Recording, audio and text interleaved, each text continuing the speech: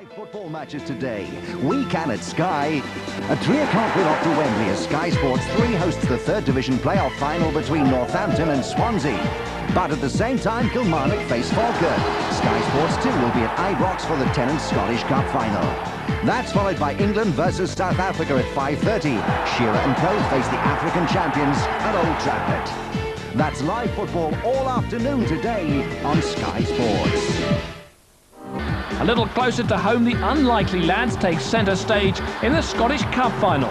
First Division Falkirk are out for another Premier Division scalp. This time, they've got Kilmarnock in their sights. Cup final, can Falkirk throw the form book out of the window yet again?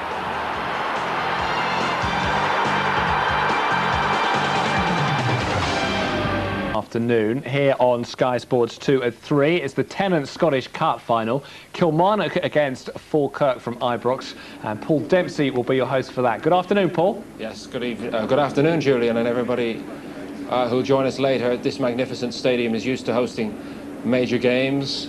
No Rangers, no Celtic, none of the other big guns in Scotland right now, but Ibrox will nonetheless be very full this afternoon for a final they are calling the family final. Nobody predicted at the start of the season. Premier League club from the lower reaches and a Division 1 side whose recent form suggests, well, they've got some way to go before they can join the elite. But nonetheless, a close, hard-fought battle is expected. Charlie Nicholas and Simon Stainrod, who was a coach at Falkirk and a player as well, will watch it with me. Charlie, first, it does prove that romance is still alive, doesn't it? Very much so. I mean, we all expected the big two, Celtic or Rangers, to be here, especially Celtic in the semi-final, facing Falkirk. Wasn't to be, and I've got to say that Falkirk deserved to get through because the two performances in both those games deserved for them to be here, and romance is alive. Simon, they tell me it's going to be a full house here. Does that surprise you? Not at all, no. I think that the enthusiasm from the supporters of Falkirk particularly, and Kilmarnock obviously. You know, I've actually been out in Glasgow this morning, and the atmosphere on the streets is great. There's lots of families walking about, kids with their shirts on, and I'm sure it'll be a full house, be a great atmosphere, and a wide open game this afternoon. You know, it's a very, very hard game to call. OK, let's remind ourselves how Kilmarnock have reached the final here. Kilmarnock entertained East Stirling in round 3. Kevin McGowan gave them the lead just before half-time. 3 minutes after the interval, Tom Brown took advantage of a crossbar rebound to make the game safe.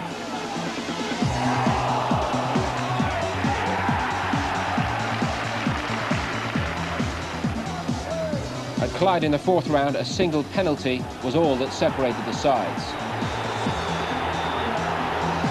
Paul Wright won the spot kick, then he converted it.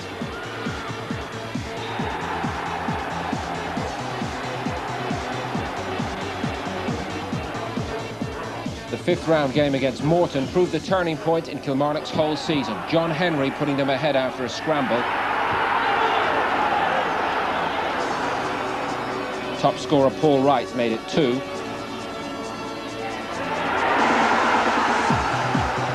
Henry got his second to make it 3-0 before the break.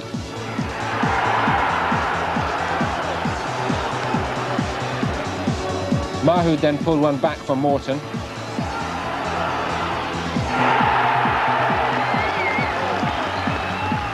And he added a second to give the home side hope of a remarkable recovery.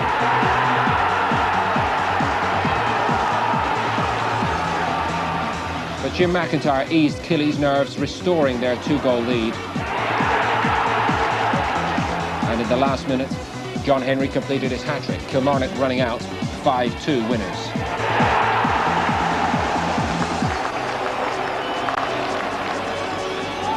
The semi-final against Dundee United was goalless, but there were chances. It's Olofsson, he's got there, great stop by Lekovic, stuck out the leg to stop Kjell Olofsson, turning this semi-final Dundee United's way.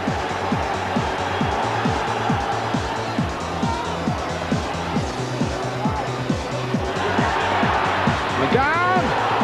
Oh, and Brown! He must have thought he was in to put Kilmarnock in the final. The replay was another tight affair, but McIntyre came up with the only goal of the game to take Kilmarnock into today's final. Last time we won this Scottish Cup was 1929, and none of us was around at that stage. Well, Charlie came just a little later. But the form this season, very good since Bobby Williamson took over. 1 defeat in 11 coming into this final. Yeah, well, when he took over, he decided to go along with the kids. He brought in Bagan, in particular Alex Burke, the left winger, who for the English audience maybe not seen a lot of him. He's been out injured before this final, now fully fit. Very gifted individual player, and he's one to watch today. He's a real possible match winner for Kilmarnock. Simon, how about their style of play? Yeah, it's free-flowing, you know, but with discipline as well. You know, I think Bobby's done well. I mean, as a manager, you really have to get things tied up at the back. But with the two wide players that Charlie mentioned, Bagan and Burke, I mean, they really are match winners. And it should be very exciting to see these young players in a cup final situation, playing at Ibrox, you know, with it all to play for. Be interesting to see if they can do it. Do you feel they've got what it takes to live up to the occasion? I'm sure they have, yeah. Particularly the two wide players, you know. When you're young like that, you don't really take any fear into a situation like this, and you know, I think that gives an extra element to this cup final. Thank you, Simon. One or two very familiar faces in the Falkirk dressing room. Here's how the Division 1 club have made it to Ibrox on the final afternoon. Falkirk played host to Dunfermline in the 4th round, and it was the visitors who scored first through Stuart Petrie. But a fine solo effort by Kevin McAllister brought Falkirk level.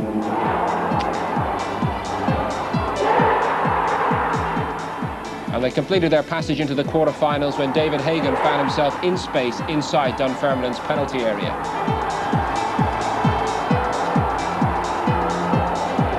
Against Wraith Rovers, Kevin James put Falkirk on their way.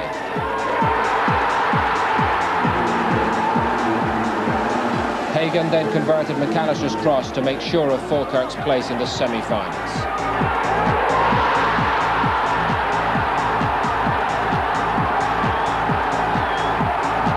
Then came Celtic. Played on there by Johnson with the chance that Cadet's been waiting for. Great block by Nelson. Back it comes to Di Canio.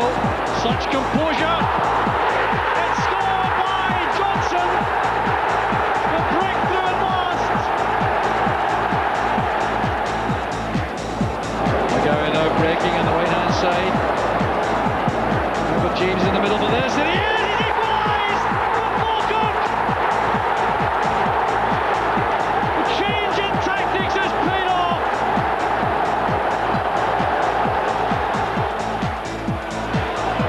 Falkirk now come forward. McGowan couldn't get that towards Hagan, but here's space now on the right-hand side of Falkirk. McGowan supporting in the back. Delivery's good, there's Hagan! Now McGowan! He scored! Falkirk take the lead! A huge upset beating Celtic in the semi-final. They won this cup back in 1957, Falkirk. Now it's a European place as well at stake, and it does so happen that in 1957 they beat Kilmarnock. So all the odds for a betting man like yourself. A betting man like myself, I like that. But it is actually, I think, in Falkirk's favour today, you know, because they're coming in as First Division underdogs. I don't see them as being a weaker side at all in Kilmarnock. I think, you know, with a 10-team Premier Division, it's very difficult to say the top 4 or 5 sides in the First Division are not as good as the bottom 3 or 4 in the Premier. So I think that Falkirk come into this with dark horses, and I think that with the experience they've got in the side and one or two other things to their advantage, like the height of Kevin James, at set plays he can be devastating. And I think that Falkirk have got a great chance today. Alex Todden, the manager, is not a man who believes in all the omens, but just to lay on this romantic story, there was a comet appeared in the sky over Scotland in 1957, and it did so again this year. You probably do remember it first time, right? Of course I don't, I do not, but I tend to look at this game and I think it's about the people who are going to settle down and enjoy this occasion. If they do that, then I'll have good performances today. But I keep thinking Kilmarnock a better individual, better partnership up front with McIntyre and Paul Wright, who's a very talented boy. But in saying that, you keep looking at Alex Totten, being dismissed from Kilmarnock early in the year, and suddenly you're looking at him today, and football tends to throw these things up every now and then. So I'm going to favour Kilmarnock, but Falkirk are my real shout. All right, thanks to Charlie and to Simon for now. Julian, do join us again in a little while. We'll have team news and the crowd will start to come in here and make a lot of noise, you can be sure, at Ibrox today. OK, thanks very much indeed, Paul. Back there for team news later, as he said, and of course the game underway will be up there for 3 o'clock. Now, on Sky Sports 2 and 3 will be over to Ibrox for the Scottish Cup final.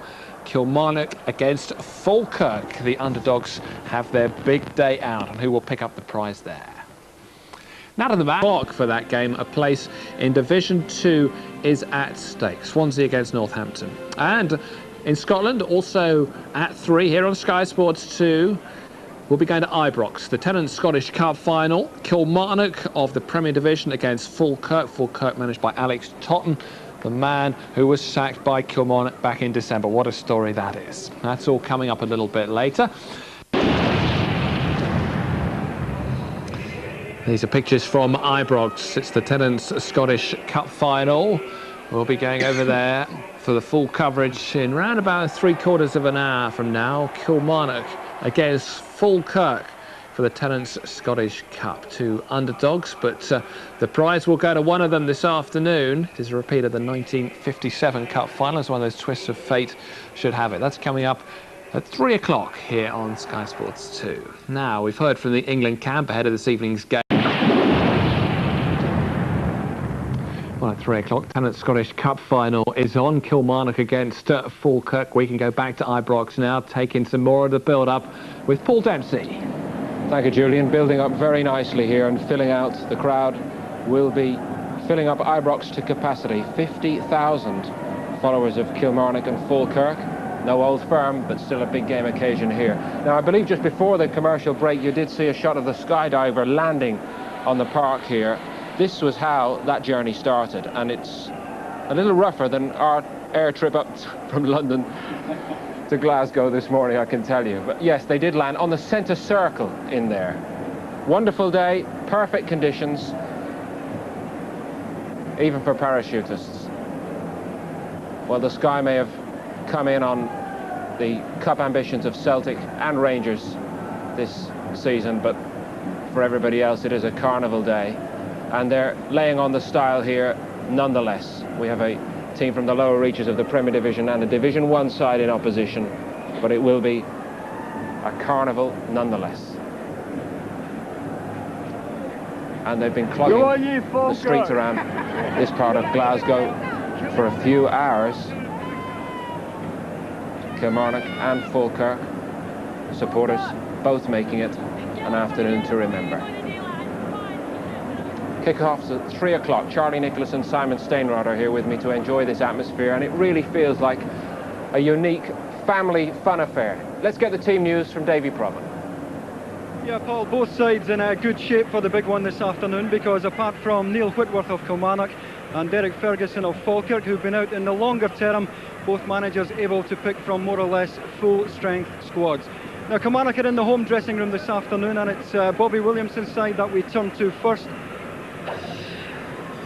And he starts this afternoon with Dragoje Lekovic. The former Red Star Belgrade keeper has played in every game on the way to this year's final. In front of him, Ray Montgomery, a Kilmarnock supporter since boyhood, will skipper the side at the age of 36. In midfield, Mark Riley will be asked to stamp his authority. Riley was a Motherwell player 6 years ago when they got to the final. He didn't play that day. And further forward, Paul Wright, Killie's top scorer with 17 goals this season, and now recovered from a bad gash above his left knee, will partner Jim McIntyre, the man whose goal won the semi-final replay against Dundee United. On the bench for Bobby Williamson, we have Tom Brown, John Henry and Ali Mitchell. Moving on then to Alec Totten's side, and there's no shortage of experience in it. Craig Nelson, the former Hearts man and the real hero here in the semi-final against Celtic, starts in goal. Andy Gray, the former England international, gets the chance to make up for the disappointment of the 1990 FA Cup final, when, as a Crystal Palace player, they lost out to Manchester United. Fellow Englishman Jimmy McGowan skippers the side, and it was he who made the goal for Kevin James in the first semi-final against Celtic. Up front, Kevin McAllister, who made 2 Wembley finals as a Chelsea player, will be asked to supply Paul McGrillen and Scott Crabb. Back to you, Paul. Thanks to Davy Provan. Well, they were very keen to have him here today, and they've got their top scorer, Kilmarnock. How big a factor is he? Well, it's a big factor because they're a good passing side, Kilmarnock, there's no doubt about that, and with the 2 wide men it gives them a bit more space for the 2 forwards. And McIntyre and Wright in particular do work as a partnership, which I always enjoy watching.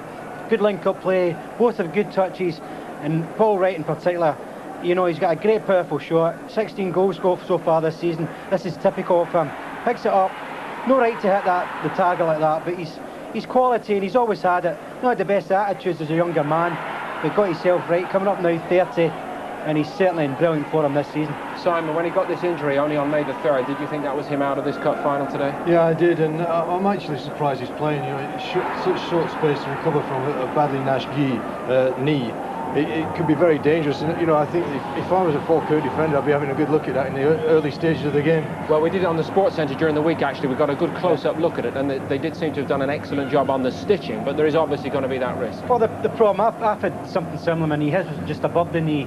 The problem they thought was the internal damage might be to the thigh muscle, which becomes a problem. That's when if you take a knock in the bruise, it becomes a bit tender, and it's a little bit of panic in your mind then, but I think it's okay. I think the stitches will be there. I think he'll be up for it. He's not really played at this type of situation before. This man, McAllister, featured for Chelsea, as Davy Provan said, in a Wembley final, but him apart, they're short of big game experience, aren't they? One or two. I mean, they've got Andy Gray as well in there, and what I would say is, you know, they've absolutely nothing to lose. Everyone's looking at Kilmarnock, and this will be an unusual situation for Kilmarnock. You know, they're not used to being the favourites in any games, and yet here they are in the cup final, playing against a side from the first division. They're going to be favourites, and yet Falkirk have got real little bits of quality. You know, you look at Kevin McAllister, he goes by people quite easily, he can finish, he sets great chances up. When you look at this play here, he's tenacious, he goes by people very, very easily, and he can finish.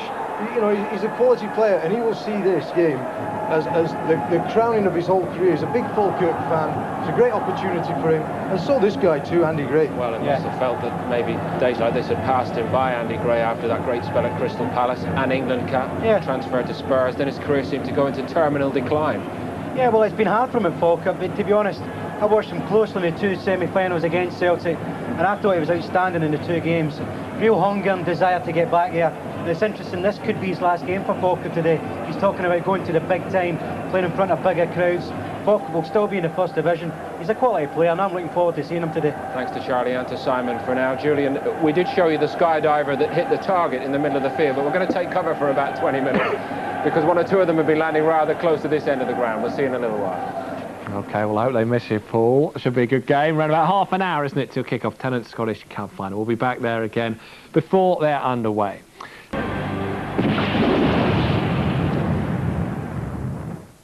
Later, coming up very shortly, the Tennent's Scottish Cup final from Ibrox. Kilmarnock against Falkirk. We can rejoin Paul Dempsey. Thank you once again, Julian. Hello there. I hope you can hear me above the noise here at Ibrox, because they've made a big effort. Both Kilmarnock and Falkirk fans have filled this stadium this afternoon. Who needs the old firm anyway?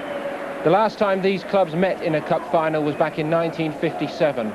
Some of the players who survive all these years later are out there on the field now getting a wonderful accolade from the supporters.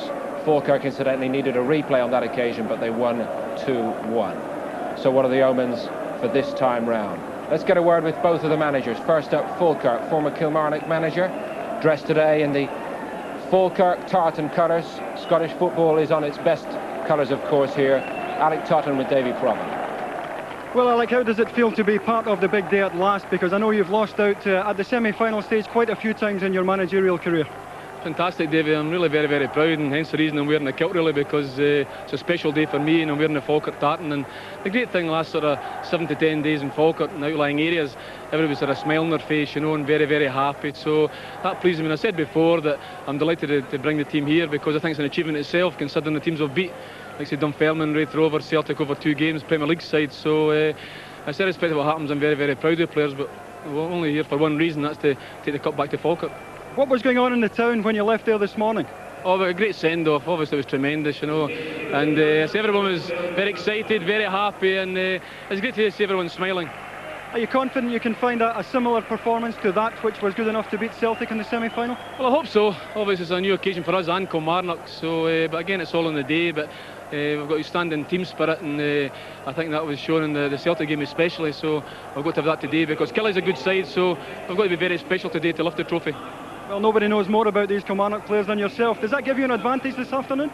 Well, possibly, because I signed most of them. The lads are already there. I put them in length of contracts, and I say they're good lads. They're a good team, and but so's Falkirk. So again, the manager can't kick a ball. It's really up to the players on the park today to go and show what they can do. And hopefully, it's going to be a family final. Lots of mums and dads and the kids. So hopefully, everyone will enjoy it. Do you think we can expect a good open game with both sides going forward? I think so. Well, I encouraged Kilmarnock to play good football, and Bobby's done the same since he's took over, and Falkirk is the same. So I think it should be a very, very exciting game, and I say, looking forward to it immensely. Ali, thanks for your time. All the best this afternoon. Thanks very much, Davey. Thank you. Well, Bobby, I know you were very relaxed when we spoke during the week. Is the tension starting to get to you now? Yeah, it's starting to get there, Davey. We're driving into Ibrox and see all the Kilmarnock supporters out in numbers. It's definitely catching us now. How was the town when you left it this morning? Are they preparing for a celebration there tonight? Well, I didn't want to take a chance actually driving through the place. I might not get back out, but as I've been good past the bypass, I had a look in and they're all out in the streets. It's a great sight. When did you get down to finalising the side for today's match? Well, it was finalised yesterday, really, Davey. I'd made my mind up about the team. It was just a case of selecting the substitutes. There's a few disappointed guys there, and I'm really disappointed for them and their families, the guys that are left out, but I just hope we can win the cup and make it up to them. Alec Totten has been telling us that he thinks that he has an advantage because he knows so much about the Kilmarnock players. Do you have any surprises in store for him? Well, I think it's hard to stop people. If they've got the ability, it's hard to stop them. Alec knows what their players can do, but they're still going to stop them. What will the message be to your lads before they go out here this afternoon? Just be focused on the job in hand, Davey, and go out and express themselves. Bobby, good luck and enjoy it. Cheers, Davey. Williamson also has the boost of a new 3-year contract after such a good job in the second half of the season at Kilmarnock. Now, my view is that only 3 weeks back we were here to see Rangers against Dundee United. The atmosphere is just as good today. I wonder what our commentary team think about that. Gordon Smith, who briefly played for Kilmarnock, of course, but is strictly neutral today, alongside Alan Parry. Absolutely, Paul, I agree with you. We've got a perfect day and the perfect atmosphere for what they're calling the family final. And I suppose in a curious way, the absence of either Rangers or Celtic actually adds to the occasion. Certainly it's going to be an emotional day for Gordon. As you mentioned, the last Kilmarnock captain to lift the trophy was your granddad. That's right, it's building up to me being not exactly a neutral here because I live in Kilmarnock. Grandpa being the last captain to win the cup, so but it's a great day for both sides. I've got to be honest, it's a fantastic atmosphere. It will be fantastic in both teams, both towns as well. Let's have a look at the team lineups then. This is Kilmarnock's first appearance in the final for 37 years, and they haven't won the trophy since 1929. Bobby Williamson's done an excellent job since replacing the opposition manager, Alec Totten, in December. Now he's on the verge of winning a major honour in his first season in management. His only selection dilemmas concern the fitness of leading scorer Paul Wright, who has made it, and midfielder John Henry, who hasn't. Gordon, a straight 4-4-2 expected for Killie. Yes, it will be. They like to play with the two wide players, Bagan one side, Burke on the other. Wright will drop slightly back and play a little bit deeper. McIntyre will be on his own at times, but it mainly is a 4-4-2. Holt's coming into midfield in place of Henry, who's out, and that'll be a bit of a loss. Henry's on the bench, but obviously not fully fit. Now let's have a look at Falkirk. And they could go into the history books today. Only one club from outside the top division has won the Scottish Cup this century. And what a story it would be if Alec Totten could win the trophy for the club he's always supported since he was a small boy, against the club who sacked him earlier this season. Falkirk's team, as expected, in fact, the same 11 which defeated Celtic in the semi-final, and presumably, Gordon, the same system. Yeah, I think it'll be along similar lines system-wise. They'll play three at the back, Oliver, James and Gray there. The two full-backs pushed on to try and thwart the Kilmarnock wingers. And it'll be a similar type of lineup, packed full of experience. Only young Seaton there at left side, left wing-back, has not played in the Premier Division. All the other players have got a lot of experience, and Falkirk will rely greatly on the likes of McAllister and Hagan breaking into those wide areas to support Crabbe and McGrillen up front. Well, the excitement building inside Ibrox. The kick-off now just 13 minutes away, Paul. Simon Stainrod and Charlie Nicholas are here with me. Simon, you coached at Falkirk not so long ago. Just the fear, perhaps, that they had their big day and their big performance against Celtic to get to this final. What would you say about that? Not a cat and hell's chance. I think they'll be so focused, so keen to go out and impress. And you look at the support that's come from Falkirk. I mean, it's the same with Kilmarnock, but I mean, you've got to understand the town of Falkirk. It thrives on football, and every one of those players are going to be aware of that, and they'll be so up for this game. I can't see by Falkirk at all today. That's a strong prediction. He's got a lot of friends here, though, hasn't he, Charlie? Yeah, he's not exactly on his own. He's obviously biased in some department. What I think in a point that we picked up both earlier, that Falkirk came out at their normal time for the warm-up. Kilmarnock were an hour before kick-off. Yes. You expected the experience of Kilmarnock to be more relaxed. It looks like Falkirk at the moment seem more relaxed. But Falkirk are a more experienced side, Charlie. You know, I mean, you're looking at Kilmarnock. It's a youthful side. They're probably too excited at the moment, and I think that was the youngsters. sign. That's right. Charlie, is this Kilmarnock's to lose? No, I think it's so close to call. I think it's between, you know, the youth trying to spring surprises on Falkirk and the individual flair of the youth, in particular Alex Burke. But in saying that, Falkirk are more of a team. They're more experienced as a team unit. And I think maybe McGrillen might not be so focused about being up front. They might drag him a little bit left. Crab's got a lovely touch, so they'll look to link up. And Jamie McGowan will bomb up and down that right side all day. What we're all hoping for as well, Julian, is a very open, entertaining, attacking game of football. The precedents seem good. They've both been scoring goals on the way to the final. Well, let's hope that they can deliver on this big stage. Marvellous atmosphere here at Ibrox. First Scottish Cup final to be played on this fantastic ground since 1924, and we are hoping that it lives up to all the billing. See you again in a few moments. Thanks very much, Paul. Well, we will be back to Ibrox very shortly indeed. We're about to wrap up here. Match continues on Sky Sports 1. And, of course, that great choice of football coming up for you. Take your pick. This is Sky Sports 2. Live.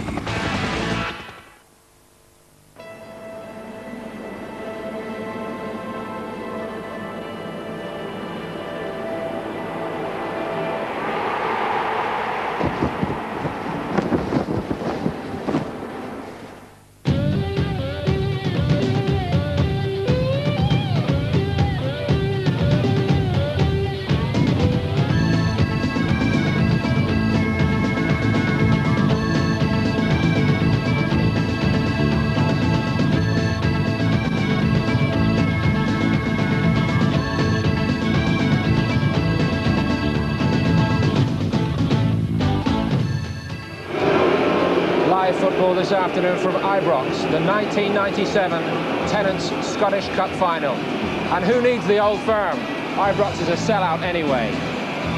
It's Kilmarnock of the Premier League against Falkirk of Division 1.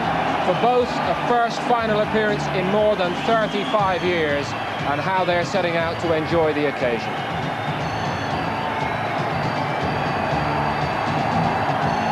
Hello there again. It's great to be with you at Ibrox on what is a colourful and romantic afternoon. Nobody predicted this final at the start of the season. Joining myself and Charlie Nicholas, Simon Stainrod, who was a coach at Falkirk. In the build-up to the game today, we've spoken a lot about what Kilmarnock bring as a Premier League side, but from Falkirk's point of view, I know you don't think they're justifiable underdogs, but what about the expectation and the experience that they've got here? I think if they can force the game in the early parts of the game and create some pressure by closing down quickly and working very, very hard, they've got an unbelievable threat in Kevin James. He's 6'7". He's tremendous to have as an asset at free kicks and corners. And if they can deliver the ball with players of McAllister's quality, can deliver the ball onto him, it can cause problems. Simon has nailed his colours to the mast here, Charlie. It gives you the chance for a final word. Who will win this? Well, I think Kilmarnock will win it. I think they have more individual ability. I think in particular McIntyre and Wright's partnership up front and the service they'll get from Burke. I'm going for Kilmarnock. Thank you for now to Simon and to Charlie. We've had skydivers in the build-up to this game. We've had Oasis. We've had colourful support from both sets of fans. And only one way to follow that. Gordon Smith and Alan Parry. Thank you, Paul. On a day when Scottish football has proved that it can stage the big occasion without the presence of the Glasgow Giants, Rangers and Celtic. A capacity crowd, a really marvellous atmosphere, and ahead, we all hope, a final to relish. Gordon, an emotional day for you. The history books will tell us that it's a long, long time since Kilmarnock last won this trophy. In fact, 68 years ago. And on that occasion, the man who lifted the cup was your own grandfather. That's right, and he'd also actually won the cup in 1920 with Kilmarnock, the only time they actually won it twice. But it means so much to both these towns, really, to play in finals, not having been there for such a long time. The atmosphere is tremendous. What you've got, Alan, is probably about 15,000 die-hard supporters at this match, and the rest of the people are having a day out. They're having a party here. There's a lot of kids. Every adult couldn't have possibly come along here today without bringing his children. My own wife's had to bring my 3 children here today. They all want to see the game. It would be the same in every family, and it's incredible. Well, it's a long time since Rangers and Celtic weren't represented here. This guy might make us all forget their presence on the occasion. A very important figure who came through several weeks of fitness doubts, Paul Wright, to take his place in the Kilmarnock attack today, and how relieved they are to see him. So the 112th Scottish Cup final about to get underway. The first at Ibrox for 73 years, and the first for 6 years not involving either Rangers or Celtic. Kilmarnock in the blue and white stripes, appearing in their first final for 37 years. It's Falkirk's first time on the big stage for 40 years. Well, James is going to be a key figure at the back for sure. And Wright will attempt to give him a very uncomfortable afternoon. First throw into Kilmarnock, McPherson gets it back. The cross angled away, no problem. Gray, another key figure in the lineup today, and certainly as far as the goalkeeper's concerned, we've got two men who are in fine form, Craig Nelson and Dragovic Lekovic in the Kilmarnock goal.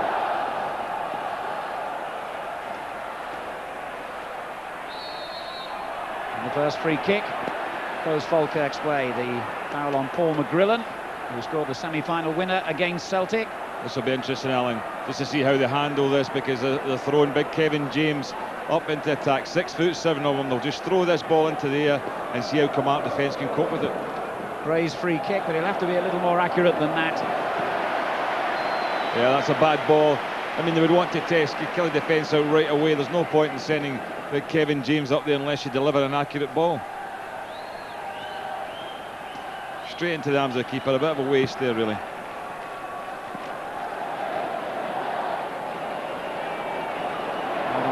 Side is Jamie McGowan, an Englishman on this very Scottish occasion, and here's another one, Andy Gray, who of course has actually appeared in the English Cup final some 7 years ago now for Crystal Palace. The ball held back by another, in fact, of the English contingent on view today, Dylan Kerr, although that mistake then was by the captain, Montgomery. Gray takes all these throws and he can hurl the ball a prodigious distance. And James, of course, the obvious target. Well, this time he was beaten to it, and the first shot in anger wasn't really that. Miles away from target. Scott McKenzie's effort, no trouble at all to Lekovic. Yeah, it wasn't a good shot, and James didn't actually win the ball, but the threat is always there, and even defending against him, it's impossible to get a clean sort of header away, and when you're challenging there, and that's where the Falkirk midfield players like McKenzie, like Hagan, who's got a very good left foot, have to be prepared just to try and get the second balls as they drop on the edge of the box. James having no trouble winning the defensive header either. It's one department of the game where he should be supreme. McPherson's clearance, however, not so accurate. Kerr getting underneath it. Gray showing nice control. And then the ball volleyed forward by McGowan. McPherson's clearance. And a good first-time layoff by Wright. And that's not a bad ball. It was a dubious offside flag from where we're sitting, I must say. And a rather late one as well. Yeah, I wasn't quite sure about that one. I'd like to see that again from a better angle, because it looked as if Wright timed it perfectly. Also, Bagan looked as if he was looking right along the line there. I should say Buck, looking right along the line there, make sure he wasn't going to be offside. But linesman was a little bit slow in calling that one. Gray got some real distance on the free kick. The header away by McGowan. And now McAllister.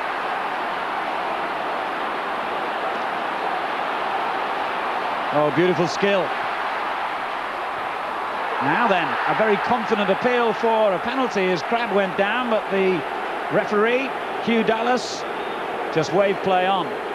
Crabb still angry, feeling he should have had a penalty then. And it looked a reasonable shout, I must say.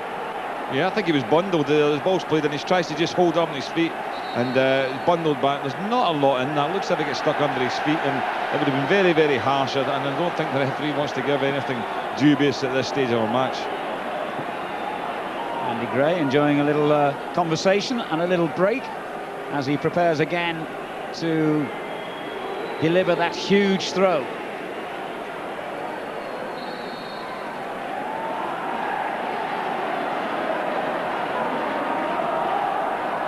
It's gone in towards James, and this time he wins it.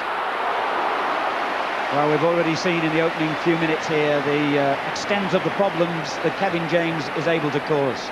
Yeah, it's unbelievably difficult to deal with this. I mean, just from the point of view of height, before he jumps, he's got a tremendous advantage there. But even though Killie got two players round about him, he won it. But he's not just good in the air, Alan. He is fairly decent on the ground too. He's got into the under-21 squad of Scotland, and it looks as if he's going to have a good career ahead of him. He's certainly going to stand out in a crowd, that's for sure. McGrillen doing well, and the referee giving the free kick, in fact, against him. This is right. Easy clearance for James. McGrillen turns it on again. Good ball for Crabb. Now Gray. Well, he tried a similar little twist and turn a couple of minutes ago, which did come off. That one almost landed him in trouble. McGowan. And Wright linking up again with Mark Riley. This is Kerr. Started the season in the English First Division with Reading. Great ball down the line for Burke. Exciting teenage winger who gets a lovely looking cross in, and James underlines his value at the other end. Yeah, he is a real flying winger. Come on, have two of them, two youngsters who have really come to the fore in the latter half of the season. That's a great ball played in early. Didn't waste any time looking up, threw it in there, and Kevin James had to be very, very smart just to go and knock that away. First corner of the game then to Kilmarnock, which McGrillen, or rather Burke himself, will take. The manager looking on. And that's good skill. And Seaton doing well to clear his lines and find Kevin McAllister. And the interception by McGowan. Coming to receive it short, but the 1-2 was a little too heavy. McGowan still making a go for it. He'll get forward all day, McGowan. He makes a lot of good runs, long busting type of runs down that right-hand side, but he's also got a difficult job to do. He really has to try and stop young Burke on that left side, and that's Falkirk's best opportunity actually will be if they can stifle the two Kilmarnock wide men. But you're also seeing Paul Wright is dropping a little bit deeper at times into an area where Falkirk aren't picking him up, and that's something that should concern. I like talking a little bit. He doesn't want to have Wright dropping in there and making free passes. Burke's cross cut out by James, who was then caught in possession but got away with it. Storming forward David Hagan down this side. Now McGrillen.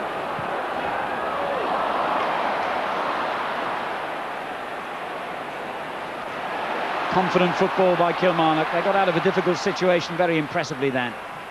And the layoff by McIntyre keeps the attack moving down this side to Bagan. Right in a good position in the penalty box. So too Gary Holt.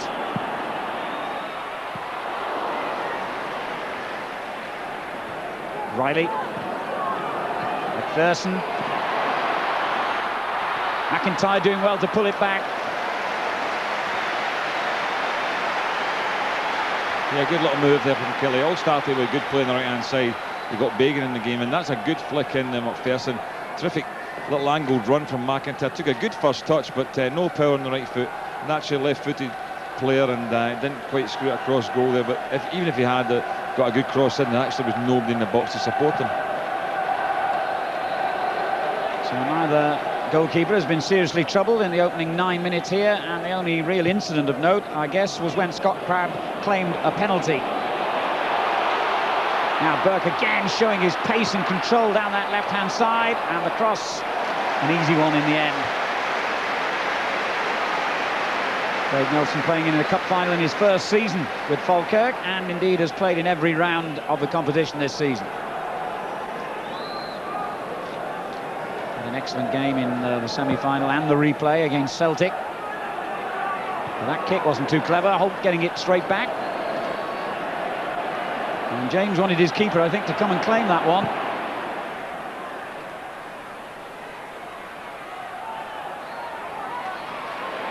Kilmarnock have it back.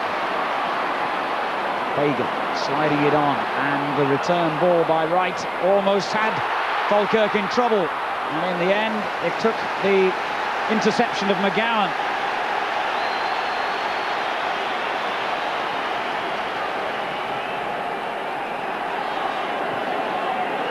Kerr with the opportunity for the cross, and it's a good one. Just fell short of Fagan. And the free kick has gone against Crabbe. That looked a harsh decision. Yeah, I think I'd agree with you. I think he was doing just turning side on there to try and take the ball on his chest. It came to him, and I feel it was a bit harsh. Already the two Kilmarnock wingers who we felt might be match winners from today have got themselves in the game, and Falkirk are going to have to go and tighten up on them a little bit more. Make sure they can get the service into feet. Here's Crabbe again, seeing a lot of the ball. Holt comes back with the challenge, and that's a free kick. Big day for Gary Holt, who wouldn't have been expected to be appearing on this stage at the beginning of the season. He's been out for a long spell, injured in fact, Holt.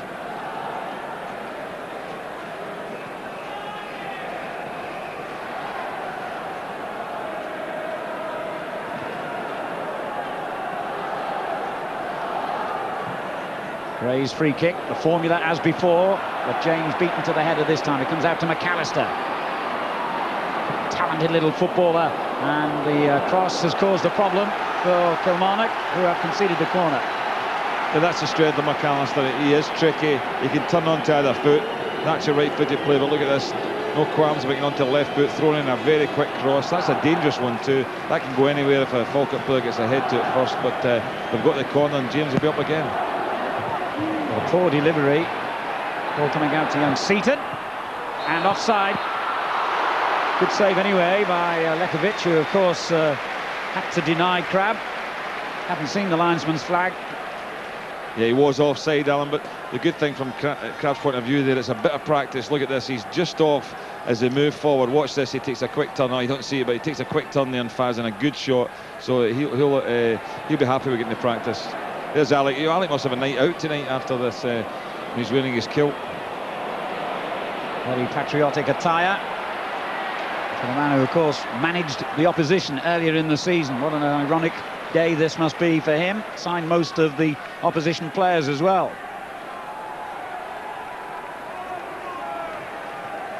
Sacked by Kilmarnock in December, and has done a marvellous job in his few months in charge at his hometown club of Falkirk.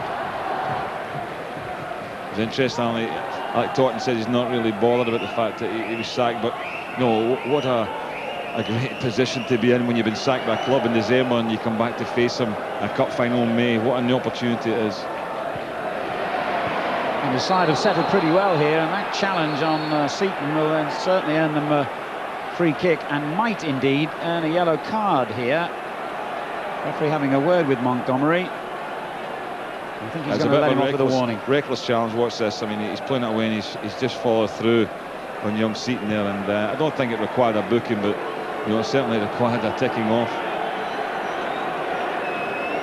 Yes, I must say, when you're used to watching the English Premier League every week, you forget how lenient sometimes the refereeing can be up here in Scotland. I think it's a challenge that certainly would have earned a yellow card south of the border.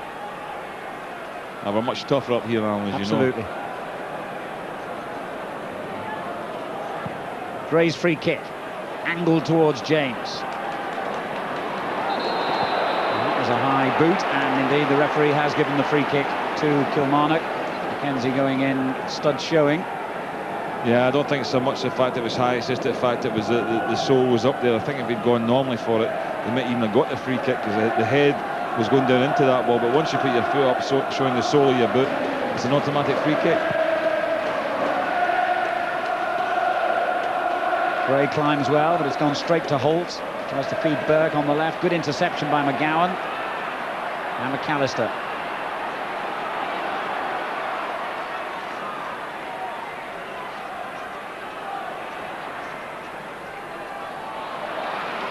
Well won by Gus McPherson.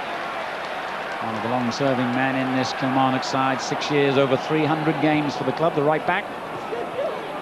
And here's a man at the opposite end of his career, young Burke, just 19. The occasion perhaps got to him then, giving the ball away rather carelessly. Oliver bringing it forward for Falkirk. Seaton also only 19, and James here is just 21. Offside. Yeah, good work with the Kilmarnock back four there. Held their line well. It was a free pass from James, but they just stepped up and allowed Crab to run offside there. But both sides look as if they're settling a bit more now. Initially, they were trying to play everything very, very quickly, but they're trying to get the ball down, make passes. Kilmarnock were a little bit earlier to settle than Falkirk. Quarter of an hour gone. Still no goals in the 112th Scottish Cup final, but a foul by Gray here has given Kilmarnock a free kick in a very dangerous position. Yeah, that's right. If big Kevin James is a danger at set pieces from Falkirk's point of view, this is also one from Kilmarnock's point of view. Wright has got a tremendous shot from the edge of the box, very, very accurate from that sort of distance free kicks. I'm certain he's going to strike one here. McGowan also stepping back, perhaps to provide a distraction to the Falkirk players, who I'm sure have done their homework and will be expecting a thunderbolt here from Wright.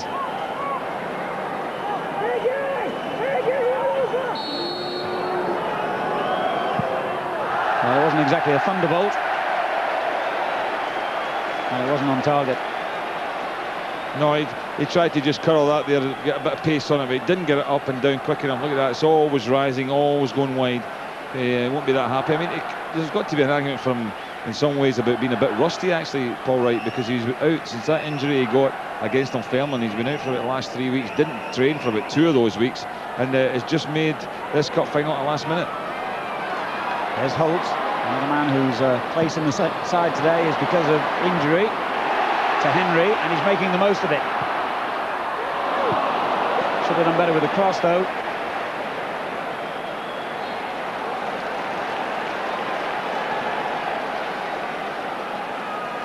McPherson looking for the run from Bagan, and then in behind him, McIntyre, who wins the corner. Oliver's clearance.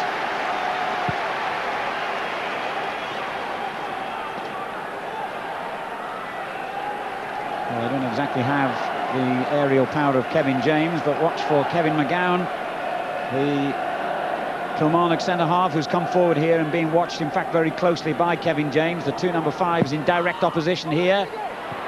And it was the Kilmarnock man who got there first. Good effort. Did well because he had the run on Kevin James there. The ball's played in really well to near post. Look at this, he gets across the front of him here. Just that little yard of space, getting the header in. Didn't get fully on it there, just a flick more or less, but sometimes they go in. It's only the third time in their history that Falkirk have reached the cup final, and they've never been beaten. They won in 1913, and then the last time in 1957. Kilmarnock, remember, in their first final for 37 years, and their 8th in all. Foul there by Kevin James. Wright, the man on the end of the tackle. Nice bit of skill by Bagan, and then the challenge coming in from Hagan, but still Kilmarnock keep possession. McIntyre. Good ball. Bagan's cross. And the clearance, an easy one by McGowan. McAllister picks it up now for Falkirk. Good calm defending by Dylan Kerr, who earlier in his career had 5 seasons at Leeds United.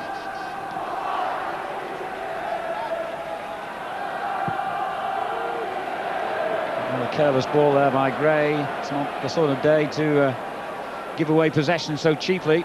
It's amazing, there's quite a reluctance on both sides really to play on the edge of the defences. They're ready for the through ball. Kilmarnock had pushed up and there was plenty of space in behind them, but no Falkirk player had gone that little in that area where he could actually just turn and spin in behind. All want to come short for the ball.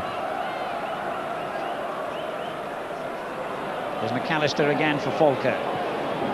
2 men close him down instantly. McGowan with the long ball forward. Crab has failed to win the throw.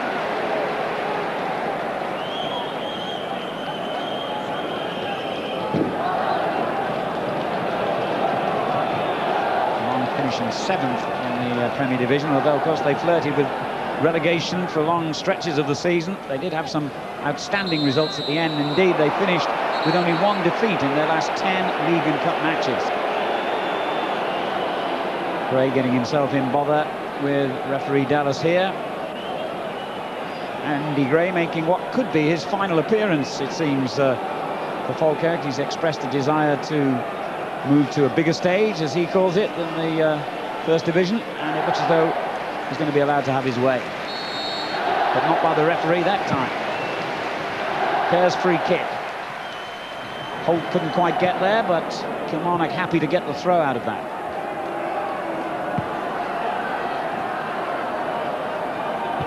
And James comes across to concede the corner.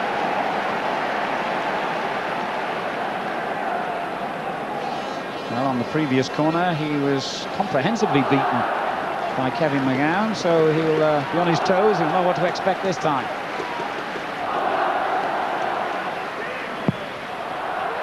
And again, it goes towards the same player, and the flick-on takes it into danger, and indeed does even better than that. It's produced the first goal of the final. McIntyre on hand to pick up the pieces, but it was McGowan's presence in the middle that really disrupted the Falkirk defence. And with 21 minutes gone, it's Kilmarnock in the lead. I think it's Paul Wright actually who's put it in the net. The ball's flicked onto the back post there. Just a little touch there. Look at this. There it is, Paul Wright there, just reacting first, just to flash it in there. Hardly a chance on, but he took it very well. It was the presence of McGowan again, as you mentioned, Alan. Look at that little clash there, and the ball just flashed across the back post, right on hand to smash it in. Wright and McIntyre going for the same ball, but that angle shows you that it was clearly Paul Wright who got there first for goal number 18 of the season, and his 35th goal in actual fact over the last 2 seasons. What a signing he's been, and what a successful gamble it was to include him in the lineup. Serious knee injury which required 13 stitches, some of them inside the knee as well. A very, very bad injury which looked as though it had finished his season. He's worked hard to get fit. He knew his place in the side would be assured if he could prove his fitness. Well, he's certainly paid off. Big style. James at the other end trying to get Falkirk back into the picture straight away. And it's going to be a question of nerve now for the First Division side. They've got to make sure that the blow of losing a goal relatively early on in the final doesn't dispirit them too greatly, because they'd made a reasonable start up to that point. Yeah, they were 1-0 down to Celtic in the first semi-final as well, and managed to hold their nerve and come back. But these are very important times for them. They can't afford to let Kilmarnock go on and dominate the game, get a second goal. If Kilmarnock get another goal, then you would think that it'll be a real uphill task for them. But they have to regroup now, calm themselves down, and to be fair, I think Kilmarnock have been the better side in this opening part of the game and deserve to be in front. Midway through the first half then, and it's Kilmarnock who lead. James getting his foot right through the clearance, but the header away by McGowan. And the referee's given Kilmarnock the benefit of the doubt on that challenge, their free kick, fouled by Neil Oliver. Well, we can have another look at the goal that has given Kilmarnock the edge. Yeah, it was a strong challenge from McGowan there, just coming in, and look at that. McIntyre was there, but Wright was first to react. Half turn on it, didn't strike it tremendously powerfully, but on target, that's the main thing. And you know, the whole half this ground, you've got to say, erupted at that point. James getting it away. Well, isn't it ironic that we all thought the presence of Kevin James would give Falkirk the edge on set pieces, but it's the presence of the opposition, number 5, that has proved crucial so far.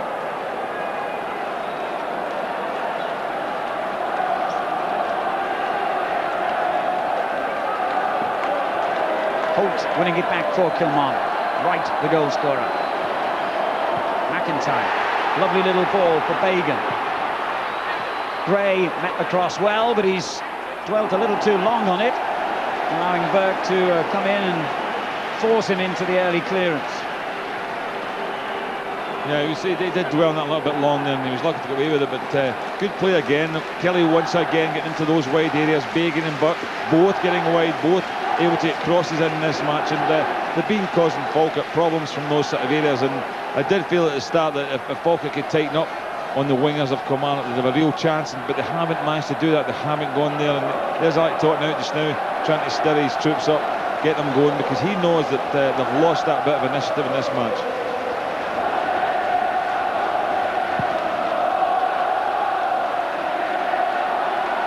Good header back by Holt, and Falkirk have to try and settle again. Yeah, look at that flick on, a bit of a clash there, but look how quickly right reaction. Now, one thing I've got to say is that Falkirk didn't have Andy on that post, and if they had a player on that post, he would have stopped it. That is sometimes a tactical solution for managers. Sometimes they like one on each post, sometimes only pick the near post up. On that occasion, it's cost Falkirk daily. Nobody on that post resulted in Wright being able to just trundle it across into that corner. There's McAllister. Did well to come and win it back after his own mistake. Now Oliver.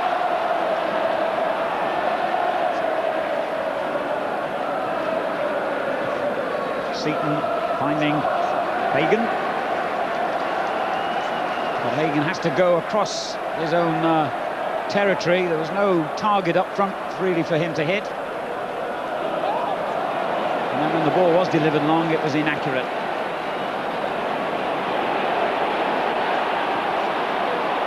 Well, everyone thought there was going to be an offside then, as Burke seemed to have strayed behind the last defender, but the flag stayed down. And Crab feeling he should have had a free kick for that. I think they'll have some sympathy with the view, but the referee says play on again. Now we do have an offside for Wright. Well, you know, Kilmarnock at least are employing people who are willing to run in behind, and Falkirk trying to catch them off. But at the other end of the field, Falkirk are not penetrating at all. They're not getting anybody in behind Kilmarnock. They can't get out there, they can't get the ball into their front men. Well, that was a decent effort by Mackenzie.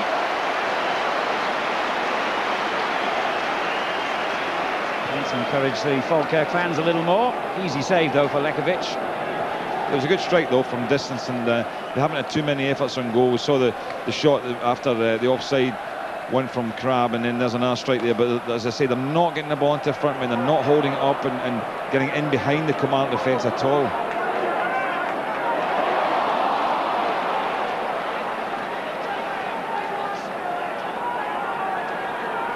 Well, 1-0 is the most frequent winning score. It's happened in 19 previous finals. And Kilmarnock suddenly have the ball back with Bagan. There's McIntyre in support. Wright arriving, but could have done better there, really. Easy clearance for James. Outstanding against Celtic, particularly in the replay victory. And of course, scored the equaliser in the original tie. McGowan's clearance, picked up by McAllister.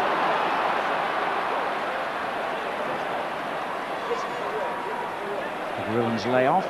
Seaton. Good running again by Hagan. And excellent defending from Holt. Yeah, Holt settled in well. I mean, he's come in, he hasn't played in that position before, as I've seen him, mainly played out in the left-hand side before Burke got his chance in the team. But he's done a good job in that midfield area so far. Full of running, strong in the challenge, and he hasn't allowed Falkirk players to settle in there and make any decent passes. You feel that this is going to be Falkirk's best hope of getting back into things here. The long throw, the flick on from James, but nobody really attacked the second ball with any great enthusiasm, and Crab's shot was easily blocked. Now young Burke bringing it clear for Kilmarnock. Just voted Scotland's Young Player of the Year, incidentally. And lifting well with care on the far side. Gray had to get there then because Wright was in behind him. They were at full stretch, but it was good defending. Yeah, that was a quality break, wasn't it? I mean, it all came from that throw-in. Away they went. Great run by Kerr, and a terrific ball too. And really, look at Andy Gray, had to make that there. A difficult one to deal with. If that drops past him, if he doesn't get that ball, then Paul Wright's onto it for his second goal.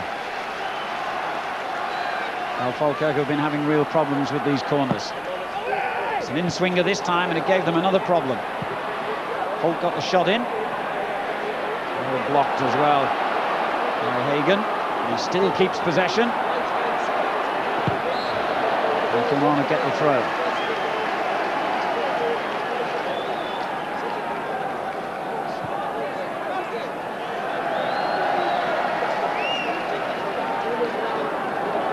Person looking for a run from someone, no one really showing.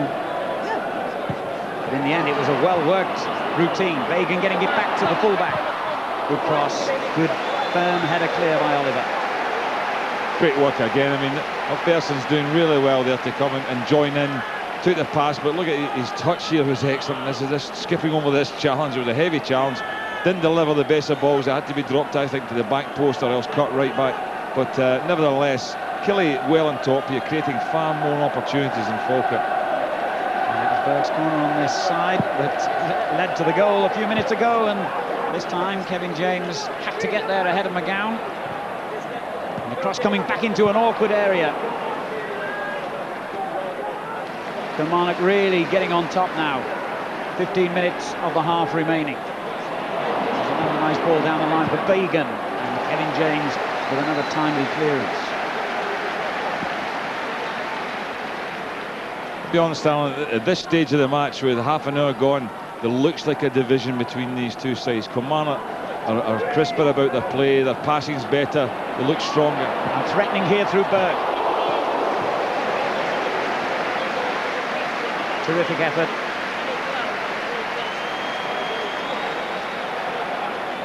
Yeah, good run inside there. But as I said there, I was just trying to say, Falkirk are not in this match at the moment. There's a big gulf between the sides, and they really have to get things going. They're going to have to rely on the experienced guys like McAllister and Gray, people like that, to get them back in this match. Otherwise, Kilmarnock are going to overrun them.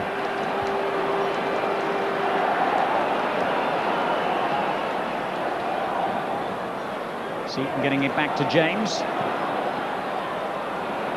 And that's wasteful again. Combining with Wright. Now Kerr. It's good football by Kilmarnock. Really turning on the style now. Holt.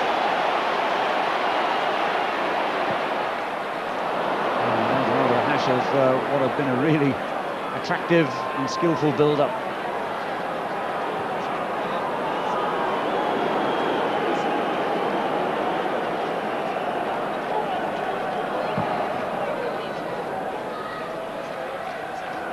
Crabb doing well here against Montgomery. McAllister takes over. He slides one through for McGrillen, who was a bit slow out of the blocks. They need a bit more of that, though. They need the likes of McAllister picking up balls in the edge of the box there, threatening to come out the fence, getting runs in behind. Look, he goes and takes on the initiative here. He's the man most liable to do it for them. Tries to slot a little ball through to McGrillen, just overhits it. But that's what, as I said before, Falkirk need. They need players like McAllister, Gray, people like that, Hagan, who've got all the experience in the world to go and take this game to the scruff of the neck.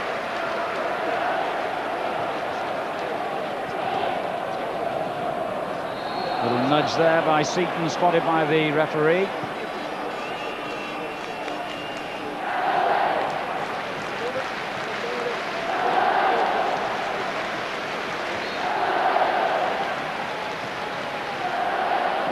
Showing cleverly and feeling that he was pushed in the back by Kevin James. Referee Dallas doesn't agree.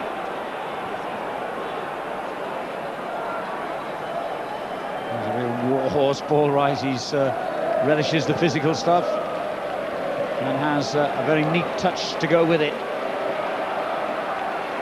And what an excellent contribution he's made to Kilmarnock's season. But this time caught in possession by Oliver.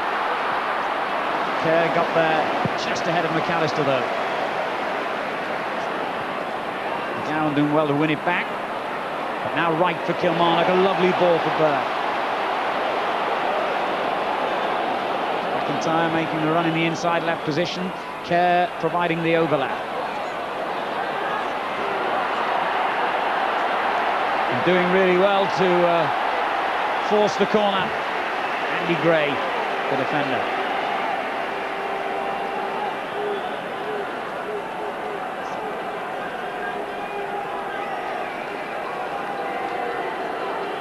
Well, this is a key moment in the game. Certainly, if Kilmarnock were to get a second goal before half-time, it would be very hard to see Falkirk getting back into it. McGowan goes in again with James. The goalkeeper, Nelson, made a good punch clear. Burke couldn't hit the shot back in as he intended, but he does rather better with the cross. And suddenly, they're in danger again here, Falkirk. Good interception by James as McIntyre threatened. McGowan again, really unsettling the Falkirk defence. Yeah, they've been so uncertain today, haven't they? Set pieces, anything thrown across the box, not dealing well, no clean headers getting in there at all. It is big James again who comes across and gets in the right position at least to block the cross, but you know, you just feel that Killie are going to score another goal on these set pieces when they drive the ball in. A lot of movement as the corner finally comes over. James gets it away. This time it comes back out to Holt. Well, that was on its way, and so was that from Kerr. Deflected behind for another corner. And at the moment, Falkirk will be praying for the half-time whistle. We've still got 10 minutes to last out this real pressure. Another decent corner, which has got them in trouble again on the back post. Right in an identical position to when he scored the goal minutes earlier. McGowan's clearance. They just can't relieve the pressure at the moment, Falkirk. They've got to try and keep the ball here. Maybe they can get something on the break with McAllister. Hagan thundering forward in support. And it's an excellent cross. Oh, that should have been 1-1. Without a shadow of a doubt, McGrillen has missed a marvellous opportunity to bring Falkirk level. It was a great break, wasn't it? I mean, they played the ball down that right-hand side, having broken it from a corner. Look at that cross, tremendous from Hagan. I think McGrillen's done exactly the right thing here. Go back across goal, that's the place to go. The keeper's always going to come and try and smother the near post. He's going to be dragged across it. A great ball from Hagan. McGrillen should have done better from there. Well, Pearson did well. I've got to give him credit too. He did well to get himself out of the way. He could quite easily have turned that into his own net.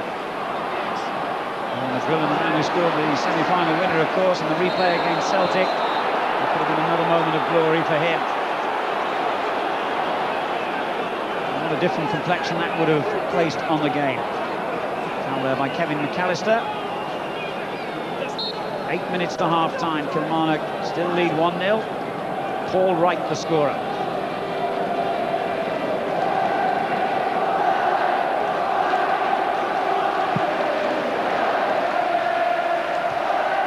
McGowan's clearance. They're quite happy to allow the ball to cross for a throw.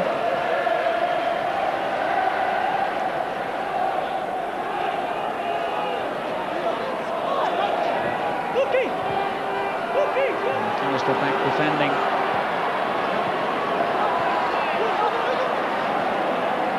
With the exception of that lightning counter-attack a couple of minutes ago, Falkirk seem to have been penned in their own half for the last 15 minutes of this game. Right in possession for Kilmarnock. Great vision by him. And the attempted header clear by Seaton didn't come off. Person down the line, and that didn't come off either. So Falkirk do get a moment's relief from the pressure.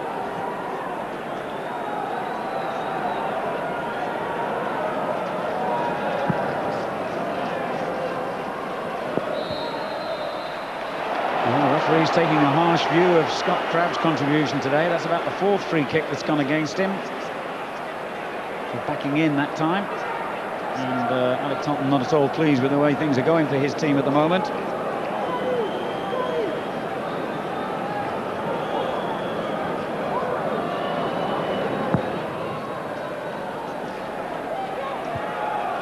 Seaton's clearance. Knocked forward by Hagan. Crabb doing his utmost to try and unsettle McGowan, but that was very calm defending. Yeah, Kilmarnock defending too comfortably, really, from Alec Totten's point of view, I'm sure. I mean, he really, apart from that flashed header there when McGrillen, they broke forward and did that effort.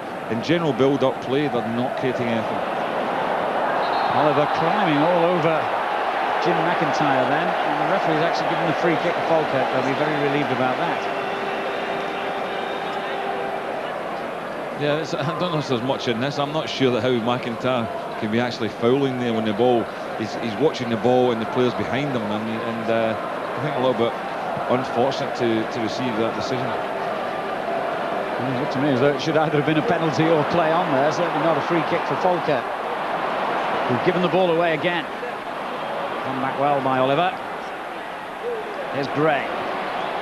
McAllister.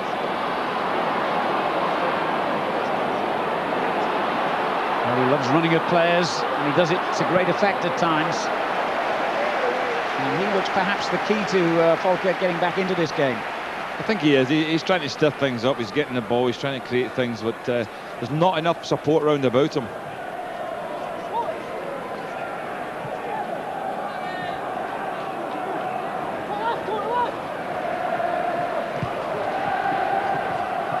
Seaton tries to swing in the cross. No problem for Montgomery to get it away, and that was a foul for sure by James.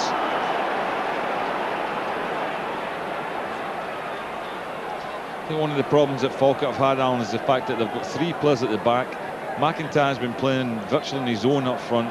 Paul Wright's been dropping into midfield, and really what the Falkirk should have done a bit earlier is drop the likes of Oliver into a midfield position just to go and clog up that midfield area, because Wright is picking up too many balls at the free just in front of the striking position. McIntyre and James getting in a bit of a tangle.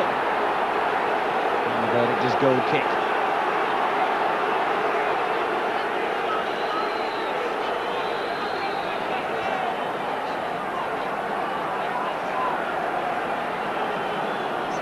Could easily have been a free kick, but Falkirk will settle for that award.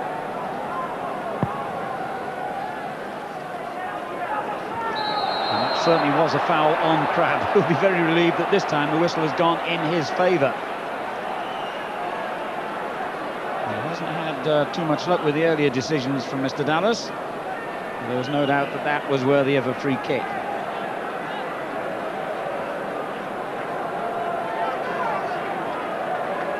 Yeah, I think we see here Kevin McGowan does come on with Tom. I think he gets an arm on his head first before he actually wins that aerial ball. But they will try and throw this forward here. This is another opportunity for them before half-time to get Kevin James into it, to see if they can get any scraps off. It hasn't really worked all that well for them at all today on the other end. But here's a chance. Look at this nice, great break. Ball from Hagan is superb. McGrillen knows what he wants to do. Go back across goal. Just maybe put off a little bit with the fact that Holt got to him there to try and block one side of the goal, but his header is not accurate. And as I said before, McPherson did really well to get himself out of the way as it flashed across goal.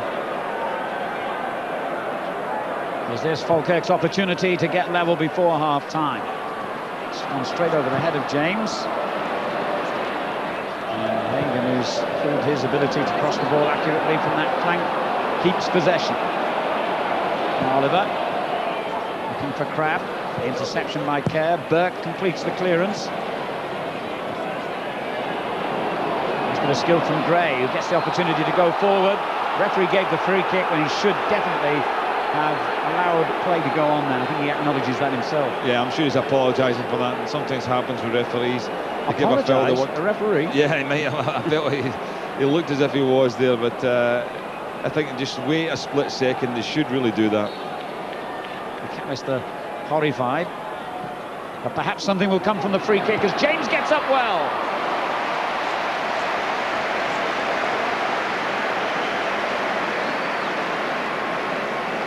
Well, he got there and it was a decent ball played there. It was dropped just floating into the back post. He had the run on the players, but McGowan underneath him stopped him getting any real momentum to that run.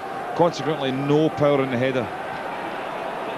And his clearance at the other end, as McAllister got one in the face then. Accidentally, I hope, but in any case, he's got a free kick. Who, me, is the question? Yes, you. The free kick against Kilmarnock here. The referee having a quiet word with the offender. Yeah, I don't think there was anything in that. His hand is up. That's a handball there, though. But there's no doubt about it. His arm was up originally, but you can't jump with your hand to your side, I think. Sometimes referees don't take that into account.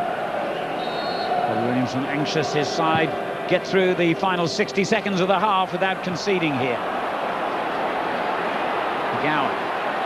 And again. It's good play by Mackenzie. But he was leaning backwards as he hit the final shot. And that produced the inevitable. Yeah, he's had the best effort for Falkirk in this match so far now with that drive he had. And he did well there, actually, because it was very little room. Nice touch onto his left foot.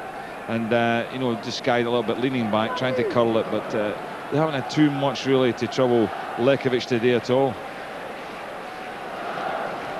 Kenzie hit the post, I remember, in the semi-final against Celtic. He also almost got an own goal late on in that game.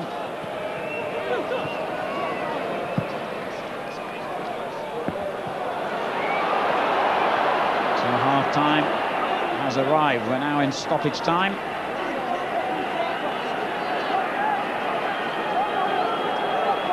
Yeah, Bobby Williamson will be much the happier of the two managers, Alan, because he'll go in there with his team a goal up, but not only that, we're well in front in this match in terms of possession and settling down to the game, and he'll be delighted. He'll just want more of the same, keep things going, because they've outplayed Falkirk in this first half. Alec Totten got a lot of work to do, I feel. Well, at 1-0 down, there's still a way back, of course, for Falkirk, but Paul Wright's goal has made what was always going to be a difficult task even more so. Lurking on the far post as McGowan got the flick on there. He and McIntyre going for it. Wright got there first, and that gave Kilmarnock a very, very valuable, and it has to be said, well-deserved lead. We've reached half-time in the Scottish Cup final then here at Ibrox. The Killies are in the lead.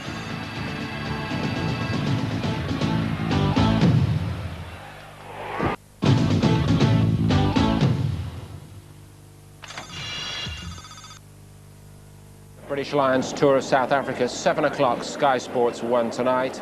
Sky showing all 13 matches on the Lions Tour as part of the Britain Against the World Summer of Sport. We're at Ibrox this afternoon, Tennent's Scottish Cup final at half-time. Kilmarnock against Falkirk. Well, they build this as a Premier Division against First Division clash where the form book will go out the window, but in reality Kilmarnock lead by 1-0, and they've been good value. Charlie Nicholas and Simon Stainrod watching this with me. Are you surprised it's been as clear-cut, Charlie, in the first half? I am a little surprised. I've been disappointed in Falkirk. I think I mentioned before kick-off they would probably drag McGrill and Wade left, which is what they did against Celtic. But I think it's nullifying Andy Seaton at left-back position getting forward, and Crab is not really the out-and-out target man you can hit. You need good support into Crab, and until they change, I think, their tactics, Falkirk, they won't get back into this match. Simon, did the pattern of the game surprise you early on? Yeah, it has. I think if I was Alec Totten, I would have changed the formation of the side very early on, because the wide players of Kilmarnock have destroyed the two wing-backs of Falkirk. And I would have sat back with a flat back four, pushed two midfield players wide to nullify their threat, and then see how the game developed. But at the moment, they're wide open down the wings, and they're two good players, these kids. You know, they put great crosses in the box, and every time they get the ball in a wide position, Kilmarnock look as though they're going to score a goal. Wide ball, a corner, in fact, did produce the opener. Charlie, you spoke to us before the game and warned us that this man Wright is a poacher. Well, I always believe in a striker being on the back post. What he's done is he's pulled off that back post area. McIntyre's trying to get there, but Wright has came off that back post. You'll just see him coming into vision as the head flick comes in. There he is, number 9. He just advances, he changes his angle, and he's clever enough to keep it down, not overhit, hit the target, and you've got a chance. It's a good finish. 18th goal of the season then for Paul Wright to open the scoring in the cup final, perhaps one of the biggest goals of his entire career. But Falkirk have not dealt with the threat from either flank, have they? No, they've been very poor defensively. You know, at set plays they've been susceptible to flick-ons. That's not the only chance they've had when they've taken the chance to score. And really, I've been very disappointed in their marking. You know, coming into a cup final and being a First Division side, you've got to have good discipline at these set play situations. And before the game, I was talking about the threat from Falkirk. The actual threat has all come from Kilmarnock, and I'll be sure that Alec Totten, you know, with his experience, he must change things around at half-time. Charlie, all season we've been throwing the net out looking for young Scottish talent. One of the names that has been thrown up has been Burke. Do you feel he's been producing today? Oh yeah, he's a guy who really sparked this game to go for Kilmarnock. There's a couple of 1-2s with him, just link-up play in general. But you know something is going to develop from this kid. He's got decent pace, and Jamie McGowan, who likes to get forward, is always worried about him. This is him on the right side, cutting in his favoured left. It's not a great quality strike, but it's enough to trouble the goalkeeper. But he is a kid who can set that alight. He's individual talent. You can see there's only one thing in his mind here. But a young boy, no fear, as we touched on before kick-off. It's a decent effort. Simon, would it be stretching the point too far to say this is a player who knows that if produce a good display today. He's going to have clubs in England and Scotland, bigger clubs looking at him. I'm sure after his performances against the Old Firm teams where he scored goals and actually ripped them apart, you know, he's bound to be attracting attention. But for me, the main thing about him is he's unusual in today's football, that he's a wide player who can go by people with speed, with skill, and then when he gets by them, he puts in fantastic quality crosses. If you're a striker, he must be a dream to play with, because you're just going in there and it's a great cross every time. That's definitely the point, because McIntyre and Wright, since this kid came into the team, have thrived in his service, started scoring goals, and they too have really, they can't believe their luck with this little kid. Took Falkirk 37 minutes to produce a meaningful strike on target. What a picture-book goal it would have been now, Charlie. McAllister starts it here. Well, yeah, it's Crabbe and McAllister linked up, and McAllister does what he's good at. But full credit to Hagan. And you're just saying, look, at least give me something to attack, but it's a sensational cross. And McGrillen, I'll take to say, I mean, look at this cross. You can't ask for better than that. It's a good height for you. I think his Holt was back there and maybe puts him off, but he should at least hit the target with that. That's the ball that the professionals say, head me.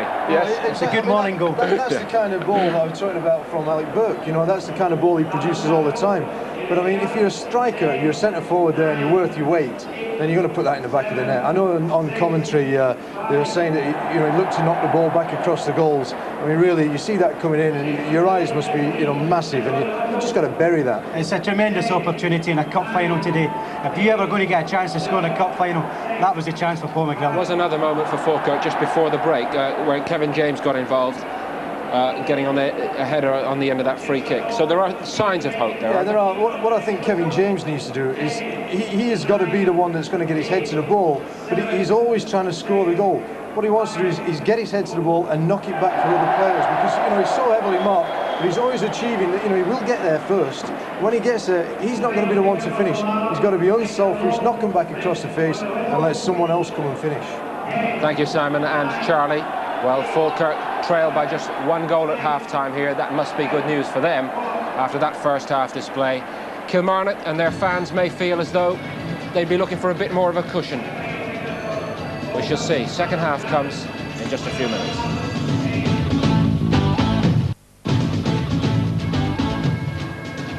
Britain against the world this summer on Sky.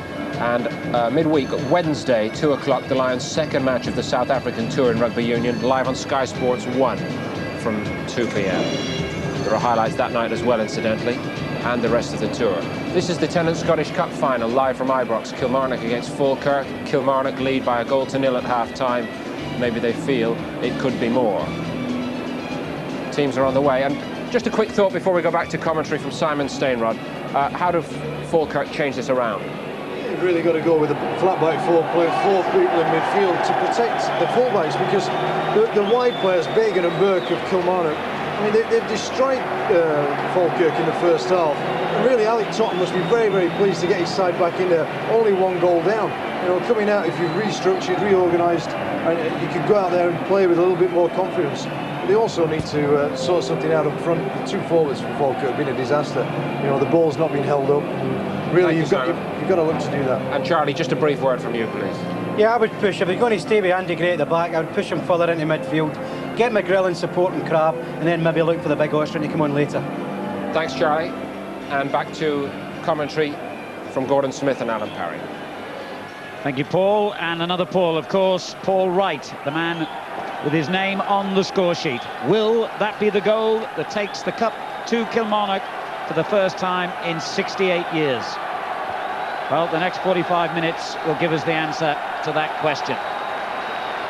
It's Falkirk who'll get the second half underway. Relegated, remember, from the Premier Division last season. Finished 5th in Division 1 with a fine run towards the end of the season, although St Johnstone, of course, won that division by the proverbial street. Falkirk in blue, Kilmarnock in the stripes, of course, and the sun comes out again at the start of the second half.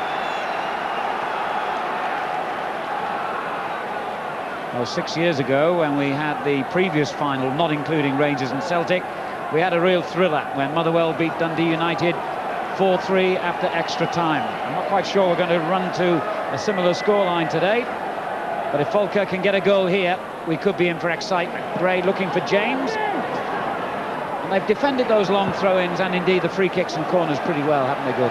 They have, because they've got a real problem there with Kevin James. I mean, with that sort of height advantage, but you know, they've gone and fought, they've gone and competed, especially Kevin McGowan, who's done a brilliant job just to go and offer him a physical challenge.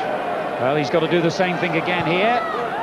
This time James did get the flick on. McAllister on the end of it. That'll be a corner. Well, that's a good start. Just what Falkirk wanted. Yeah, McAllister tried to come out the fence here, but they knew exactly what he was going to do, get onto his right foot. And James came in on the near post, but the delivery was poor, and that'll be frustrating for Falkirk. McGrillen not able to get the ball anywhere near James on that occasion. Gray will do rather better, I think, with the throw. I hope he's got his arms insured.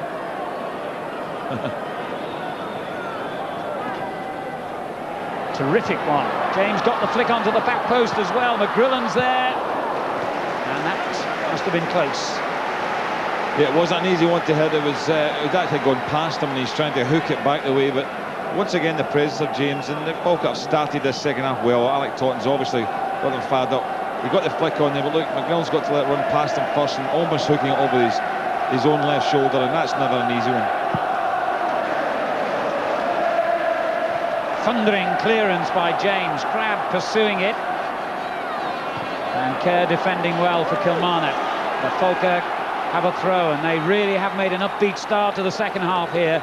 They kept Kilmarnock penned back right from the off, and they won themselves another corner from Crabb's cross. Yeah, one thing they want to do is break back very quickly here. Bobby Williamson a little bit concerned that you know, Falkirk have taken the initiative. His team have come out, done so well in the first half, well in control, and all of a sudden find themselves under pressure. And if Falkirk were to score here, then they would be lifted tremendously by it.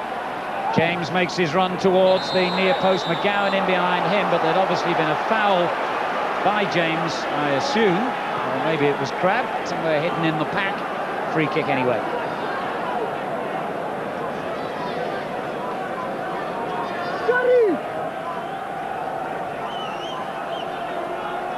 Well, couldn't see much wrong from that angle.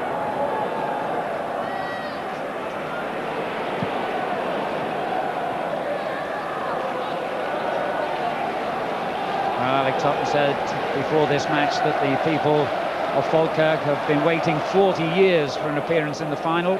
But in his own words, now we want to go the final step and win it for them. So you can expect a clarion call and an all-out effort from the men in dark blue in this second half, which they've started in very positive fashion. But Bobby Williamson's team still lead and are looking dangerous themselves here, with McIntyre taking on James and winning a corner.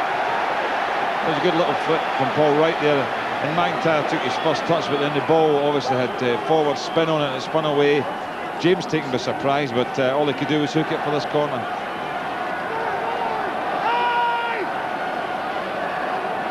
Which Burke will take again, and the in-swinger looks dangerous.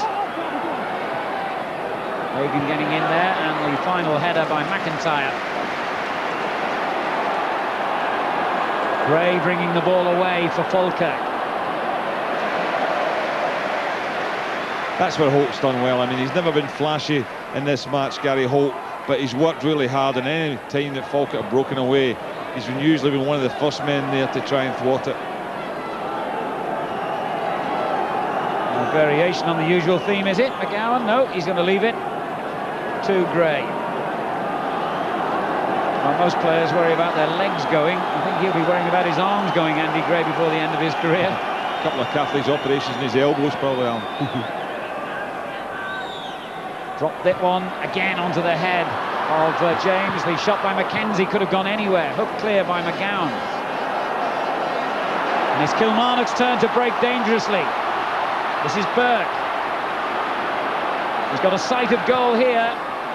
Maybe he would have been better going in that direction. He's played it well wide to right. And he comes again towards McIntyre on the near post. Good defending by Falkirk. Riley going in hard, but not as hard as McGrillen. As McAllister.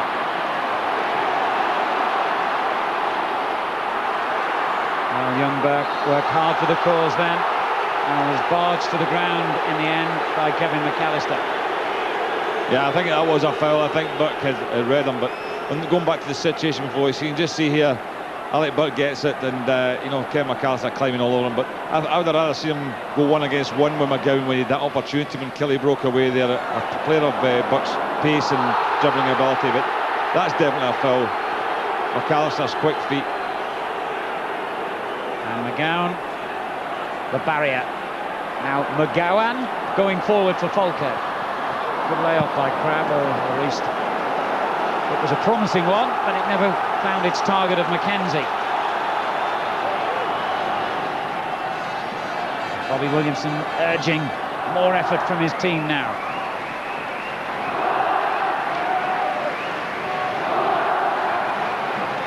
Gray to James, the usual ploy, but there was a little nudge then by the centre half, and Kilmarnock get a free kick. He's unfortunate actually, because it's both ways. McGowan is nudging him and trying to block his run, and then as soon as he comes into it there, look, Kevin McGowan takes it, but McGowan had got him just before it, and the referee doesn't see that. So how close to the actual instant is what normally determines the referee's decision. McGowan.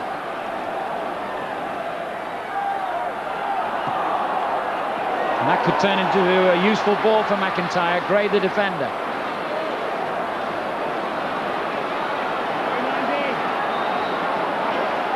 Needs a bit of help here, but he's got a corner. That's good enough.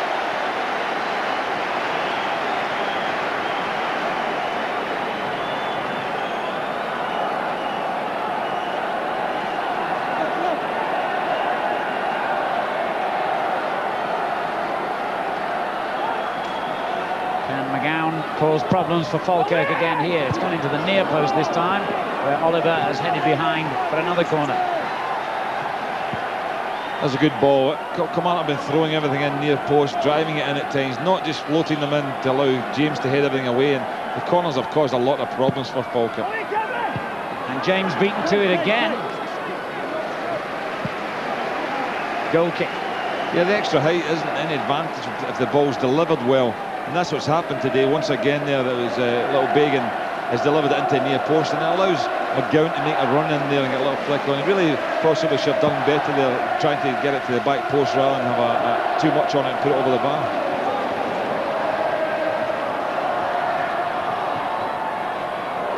Hagan. McAllister. McGowan making a great run in the inside right position, and he's picked him out. Well, the cross actually deflected off Burke and could have caused a problem for Lekovic, but in the end it took all the pace off it. He spotted his original run, which was good there, and it wasn't delivered to him, but then when he had the opportunity, he really has to put a better cross than that, and it doesn't give his forwards any opportunity to go and attack the cross. Simon Steinrod calling for a change in tactics by Falkirk in the second half. Do you notice anything they've done differently? No, not at all. All they've done is to step up the work rate. They haven't changed the system of play. They're still leaving McGrill out wide on the left, and Scott Crabb almost in his own. But I think they will, bring on somebody. I think that they will make a change. They've got to get another striker on, I think, to go and support the front.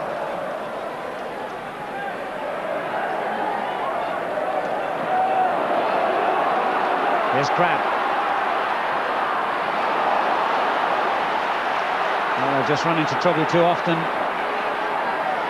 Burke for Kilmarnock. Bit of activity down on the benches, as Gordon Smith was suggesting, and it looks as though the Austrian Gerhard Fellner is going to come on for Falkirk. That'll certainly cause a different sort of problem for Kilmarnock.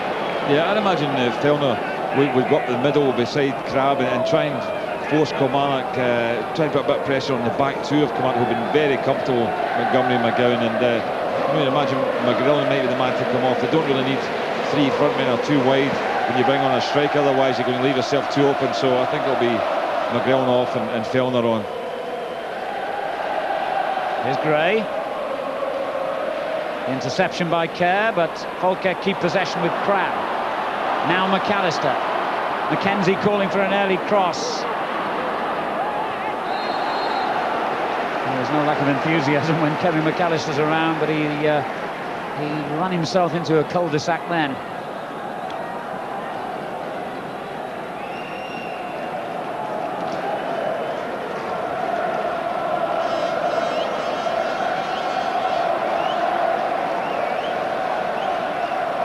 Just over 10 minutes of the second half gone. Kilmarnock still lead by their first half goal, scored by their leading scorer Paul Wright.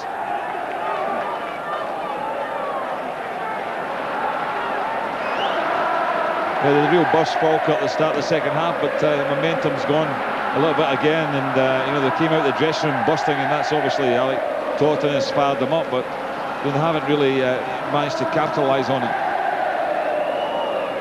But there's always a threat in these situations. Gray again.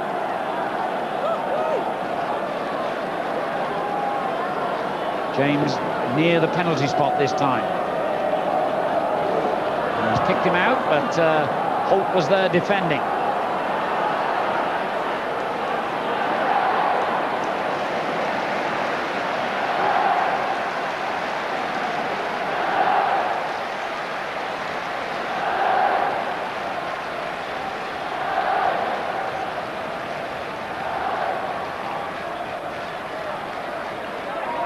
McAllister.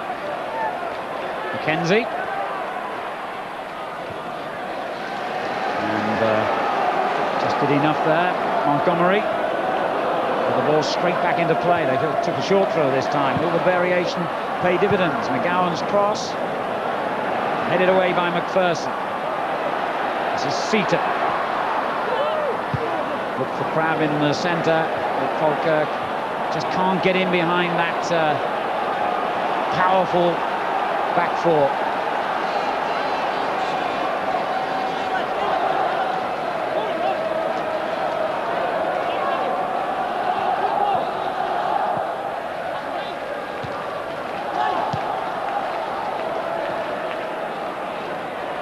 Well, at least Falkirk are keeping Kilmarnock in their own half, unlike long stretches of the first half of this game.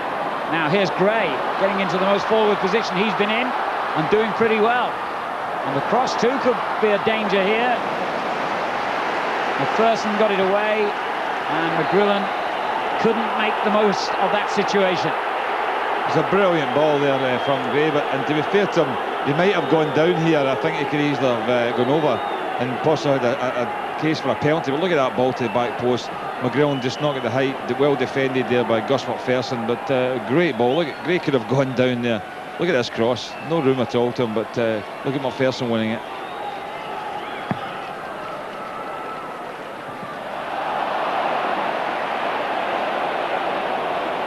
Another bit of lenient refereeing there, as Kevin James seemed to take all before him in winning that ball, including Jim McIntyre. Well, certainly Falkirk are playing a whole lot better than they did in the first period. But can they get that breakthrough? McGowan. McKenzie. This is Oliver. And McAllister. And he was caught by Kerr, and that's going to be one tackle too many for the referee's liking. And Dylan Kerr becomes the first player in the final to be yellow carded. Yeah, I think that's a deserved booking, to be honest with you. Good little ball played in there. McAllister just in the flick and having to take a heavy challenge, and I think if players are going to come in late like that, then it's deserved.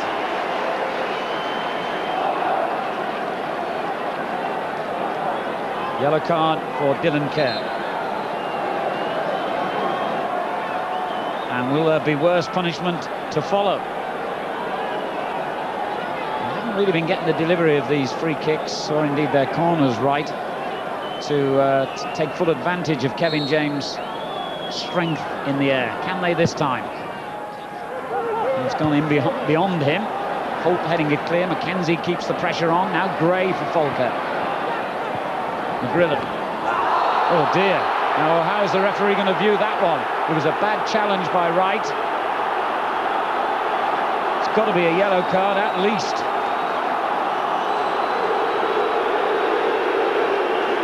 He might be lucky it wasn't red. Yeah, it was also a reckless challenge, but you just wonder what the Falkirk players are all about there. The referee having to step in. I think you should have a word with them as well for maybe overreacting. But look at this, that's a bad challenge. That came in a, you know, really injury-producing tackle, that, and very reckless from Paul Wright. No idea. Maybe somebody would say that was a typical forwards challenge there. McGrillen still off injured as Falkirk prepare to take the free kick. Gray.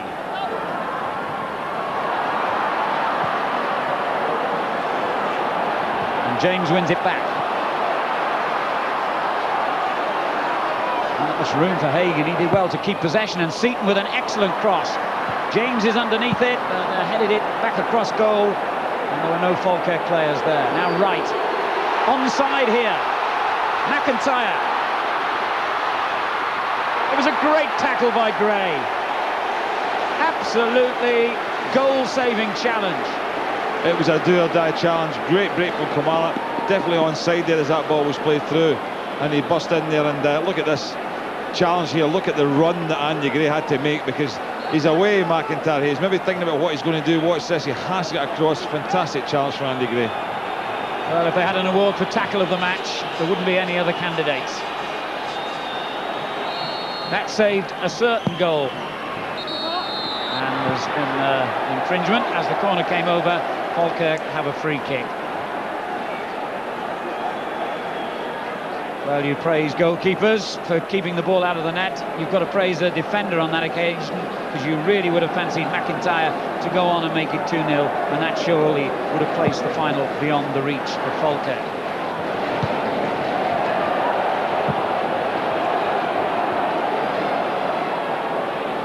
There's McAllister. Falkirk really making a game of it in this second half. Offside. It won't count. McGrillen offside. Just went too early there, didn't he? I mean, he made a good little run as well, diagonally across, coming in from the left-hand side, going across defenders. Very, very difficult to spot, but just runs offside at the last minute. Good work with McAllister. Great look, but look, Paul McGrillen's already on his way. He's in there pointing for the ball, well offside. All right. Has got into the referee's notebook on 2 occasions. A goal and a yellow card.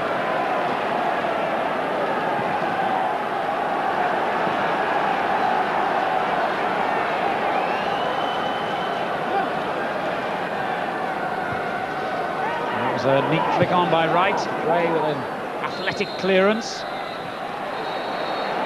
And yet another free kick has gone against Scott Crabbe, whose reaction is going to earn him a yellow card. So having had none at all in the first half, the referee's now produced the dreaded card 3 times in 18 minutes in the second half. And we are going to get the change that we were expecting here, with Paul McGrillen coming off. Not had the best of matches and certainly missed Falkirk's best chance of the game. His place taken now by number 14, Gerhard Fellner, a player with obvious aerial strength and great pace as well along the ground, who joined the club just a few weeks ago and in fact scored on his debut against East Fife. Mainly been substitute since. Yeah, be a change of emphasis now. There's Scott Crabbe, who got that yellow card for complaining, I think, to the referee, to be honest with you. But Fellner is a central striker, so he'll go through the middle. They'll change the tactics now. Hagan will be pushed out more to the left-hand side, McAllister on the right, and they really have to pull somebody more into midfield to help Mackenzie, or he's going to be in there on his own. It might mean one of the back 3 players is going to try and play more of a central midfield role rather than just stay at the back, because Mackenzie otherwise will have a lot to do if they hope to attack with Hagan and McAllister in the wide areas.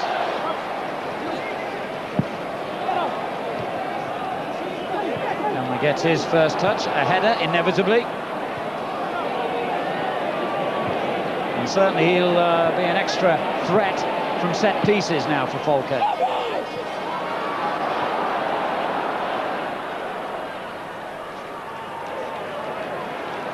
Do you think it's been a deliberately cautious approach by Kilmarnock in the second half, or is it simply that Falkirk have dominated possession? I think sometimes maybe, Bobby Williamson said, let's hold on to what we've got, and we're in front just now.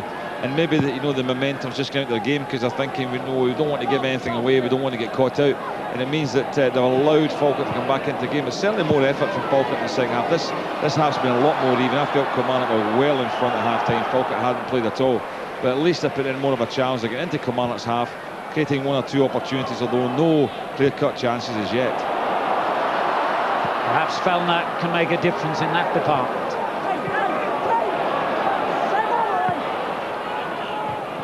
Well, there's no doubt there's anxiety in the Kilmarnock half of Ibrox at the moment. They've seen Falkirk dominate play as much in this half as their own team did in the first.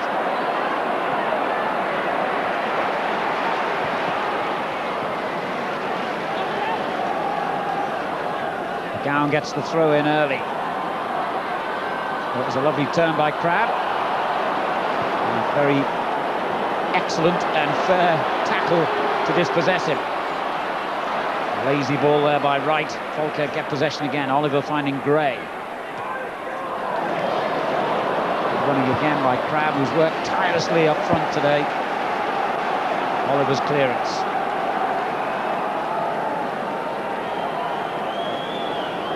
And we're going to have another Gray long throw, and now James has a bit of help upstairs, so to speak, from Fellner.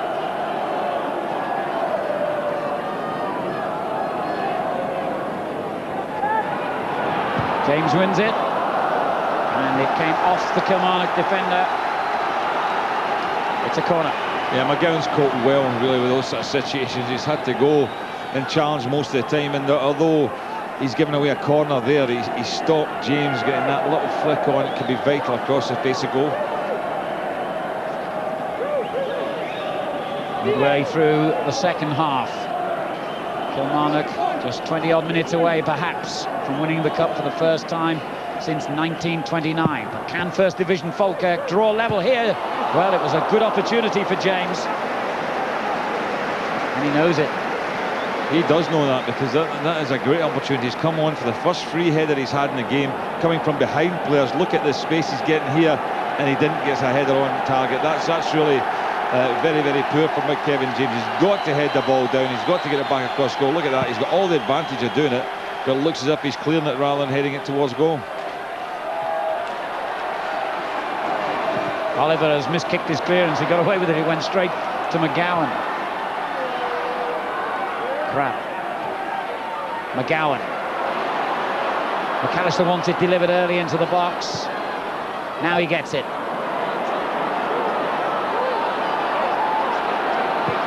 Good little turn. Looks for Fellner far post, but just went beyond him and indeed beyond Hagan.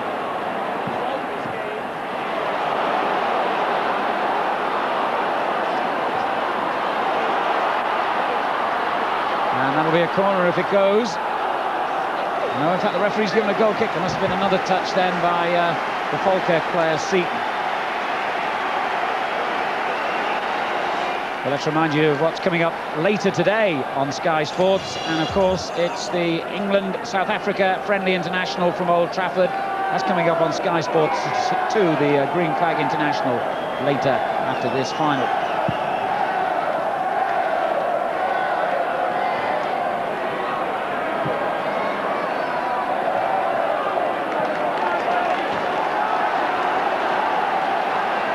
A shade over 20 minutes on the watch.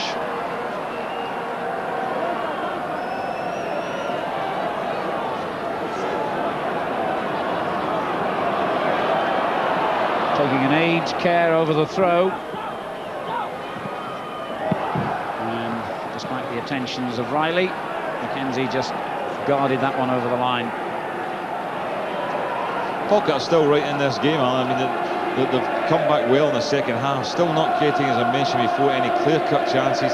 Alec Totten's trying to get them going there. He's on that touchline shouting like mad, but the thing is that there's more urgency to their play, which has improved them. Kilmarnock have fallen away a bit from the dominating play they had in the first half, not really getting Bagan and Burke into the game in this second half, not using the real strength they had, which was in the wide areas.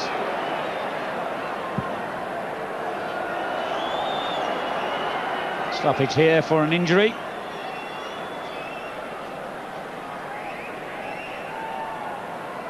and an opportunity for a bit of illegal touchline coaching and a well-earned drink as well on what's an unusually hot day for the final. It's Kevin McGowan who's down injured just now, and you know, that would be a great loss to Killie if he had to go off. Looks like a head knock he's had, looks semi-concussed there, and maybe a bit of blood on his head as well. And as I say, he's done a tremendous job and managed to thwart big Kevin James at all the set pieces, but looks a bit groggy just now. Certainly got a cut there, I think. Will probably be more than semi-concussed if Kilmarnock hang on and get the trophy here, because there's all kinds of celebration parties planned in the hometown tonight, I think, Gordon. Oh, I think it would be some night down in Kilmarnock, and I'm not sure I'll manage to get back into town when I go home if Killie have won the cup. It's going to be very difficult to get moving in the place, but they're geared up for it. Everyone's expecting to have a party, and I'm certain the same situation is in Falkirk as well. And it will be a marvellous occasion for both sides, whoever takes the cup back to their town. Not just the trophy, of course, but with it the prize of a place in Europe. Kilmarnock haven't played in European football for 26 years. Falkirk never in their history. Foul there on Kevin James has given them a free kick. Time against them, but certainly they have played exceptionally well in this second half, and Kilmarnock, as you can see, temporarily down to 10 men. Yes, we're a bit troublesome just now with Kevin McGowan off. We don't know whether he's going to have to have stitches or whatever, or whether he's going to just be able to patch him up and get him back on. McGowan's cross. Fellner trying to get in on the far post, but Holt, who's had an unspectacular but very, very efficient game, just got in the way again to enable Lekovic to make a comfortable catch.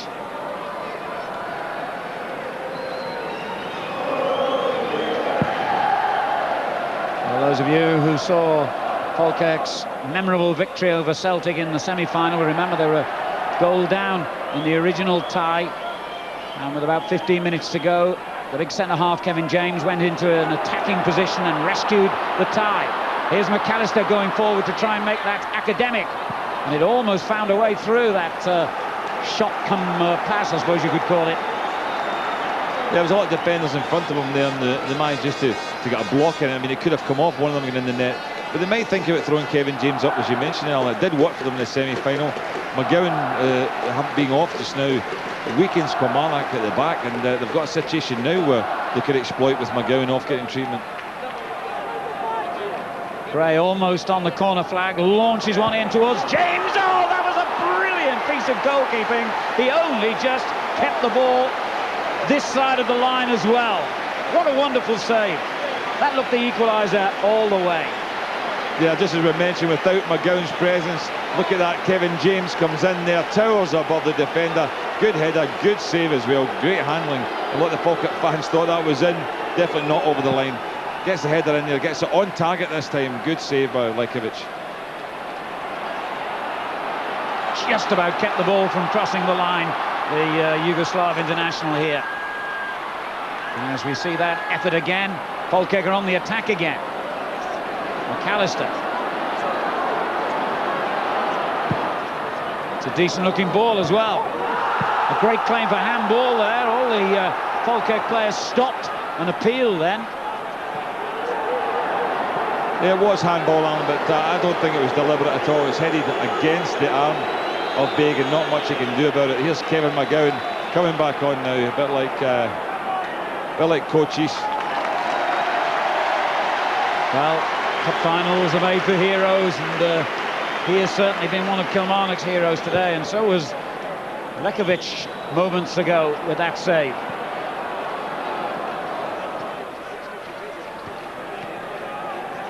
And we understand from the Kilmarnock bench that they might be about to introduce a second substitute in Ali Mitchell.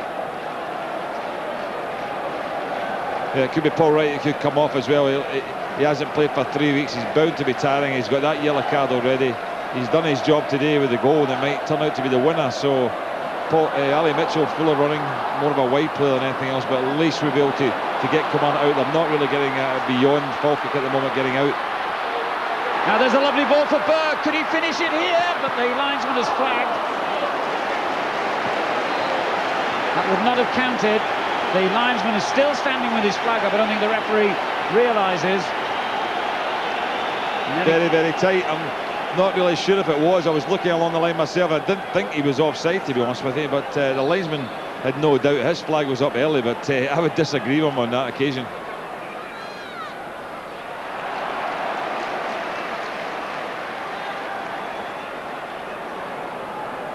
McGowan. 15 minutes to go. Can Falkirk give themselves a hope?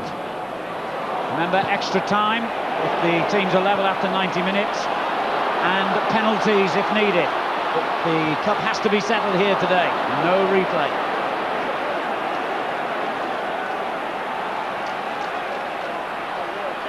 And quite honestly, on their second half performance, I feel that Falkirk deserve at least the chance of extra time.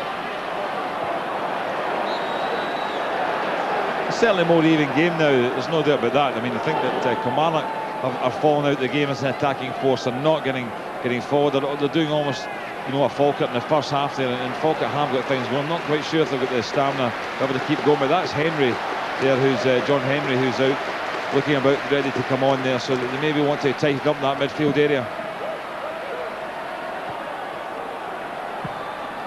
Kerr swings the clearance away. James wins it back for Falkirk again. Now Gray. McAllister. Wasn't a bad cross. It's been headed out to Gray. Well, it was a bit optimistic, really, by Andy Gray.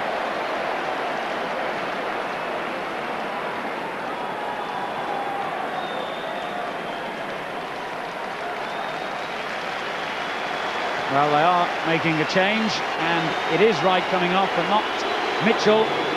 It's Henry who will take his place, who, of course, probably would have been in the starting lineup anyway if it hadn't have been for the foot injury.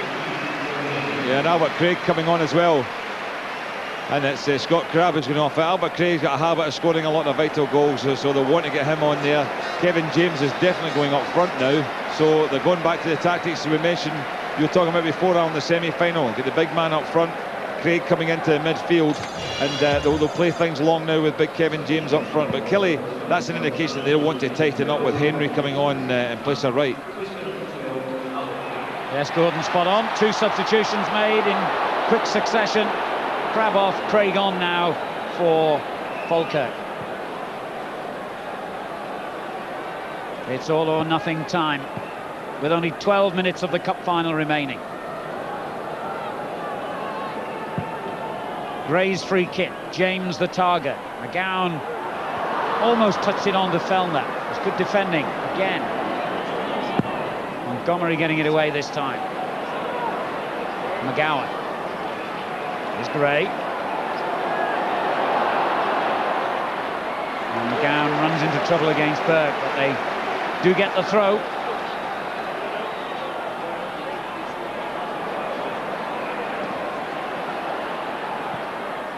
McPherson. A good ball forward to the substitute, Henry.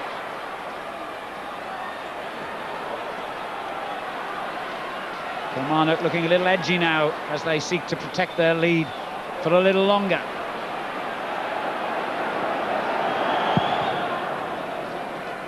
Nelson opting to clear long. McAllister's beaten to it by Kerr. Could Kilmarnock be on the verge of a little piece of history here?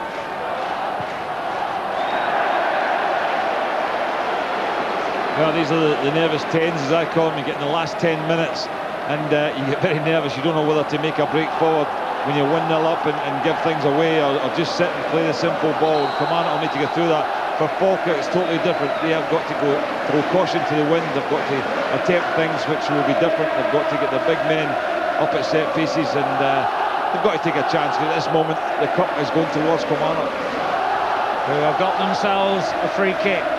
Their fans in full song now.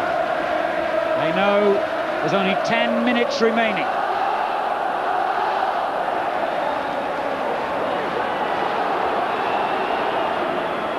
It's Bagan who swings the free kick in towards the far post. James getting it away. Henry, the substitute, picked it up and then was beaten by the other substitute for Falkirk, Craig, who's given it away to McPherson. Ferguson does well, but the throw-in has gone Falkirk's way. Necessary urgency about everything they do now. Well, whatever happens, at least they've done themselves justice here in the second half, Falkirk. And they're still very much in this final. Gray gets it away, one for McAllister and Fellner to chase. McGowan with the clearance though. Kilmarnock coming back into it again here now in the last 10 minutes. McIntyre nudged aside by Gray. The referee didn't see anything wrong with that. And it's gone forward to Fellner, and the referee did see something wrong with that challenge by the Austrian. Kilmarnock get the free kick. Yeah, it's desperate stakes, but probably Boy Williamson not happy there with Jim McIntyre there for going over. He wanted him to hold that ball up. Lost the initiative, but Kilmarnock about to make another substitution. That's Tom Brown there, about to come on. Not as yet. The referee wants the free kick taken first. Fantastic noise around Ibrox now. And finally the referee, I think, has decided that they can make the change before the free kick is taken. Total confusion here. And he's having a word with Alec Totten about his protest, presumably trying to say to him, look, I'll decide when the substitute comes on, not you. Well, it's Kilmarnock who are making the change. I'm not quite sure what that was all about. Yeah, I think they were bringing on Tom Brown and taking off Falkirk's David Hagan. The looks of things there, because Hagan ran over the touchline when he saw the number 10. But it's not him, it's Jim McIntyre, in fact, who's had a good game today, worked hard. And Boy Wilson gives him a cuddle in the end up there. But Tom Brown will go on. He's a man that actually won a cup medal in the Junior Cup final here. So he's a player who is used to winning cups, but not at this level. Well, Kilmarnock certainly effectively killed quite a bit of time there and took the sting perhaps out of Falkirk's revival. Because substitution and free kick took an awful long time to be executed. Andy Gray, incidentally, has been voted the man of the match.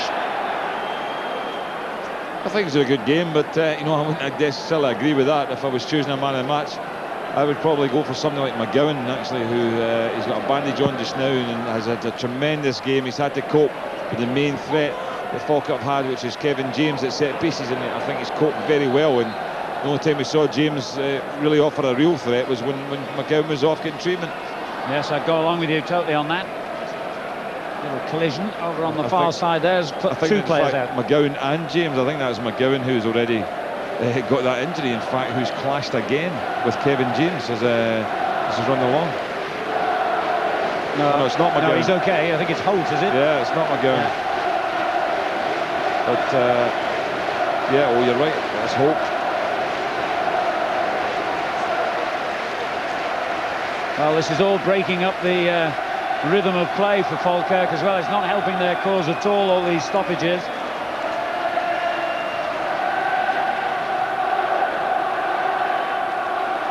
A crowd of just under 49,000 officially inside Ibrox today. And they've certainly played their part in a wonderful atmosphere. We've seen better finals, we've seen a lot worse finals, and there could still be drama in store. 6 minutes to go. Kilmarnock hang on to their fragile lead for the moment. But Falkirk have a free kick in a dangerous position. And they're absolutely loading the penalty area with players now. And then it goes towards the big man, James, who got the header right back across the face of the 6-yard box.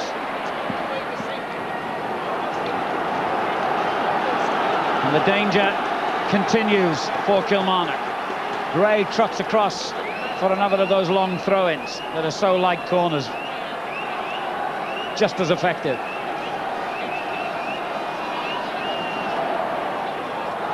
James goes up again and gets a flick on. Yes! They've equalised! Unbelievable scenes! 5 minutes to go! And Oliver hammers the ball into the back of Kilmarnock's net, and Falkirk have drawn level No, it's not. The linesman's flag is up. This goal has been disallowed. Linesman's flag is up. Free kick, I don't know what that's for. Well, what controversy here. Nothing wrong with the header. Offside. Offside, it must All have I been. can think of is he's offside there, and he took it absolutely brilliantly. That is really controversial. Such a tight situation, and Falkirk fans absolutely stunned. That would have been some drama to add to this match at the very end there, with getting an equaliser at that stage. It was an absolutely brilliantly finished goal, but it did look offside there, and the linesman, to be fair, had his flag up early as we're all celebrating on two sides of this ground. You can see the linesman standing there quietly with his flag up, waiting for the referee to spot him. And no great protest, you have to say, from Falkirk's players, considering the circumstances. That's a surprise in itself. Now McAllister.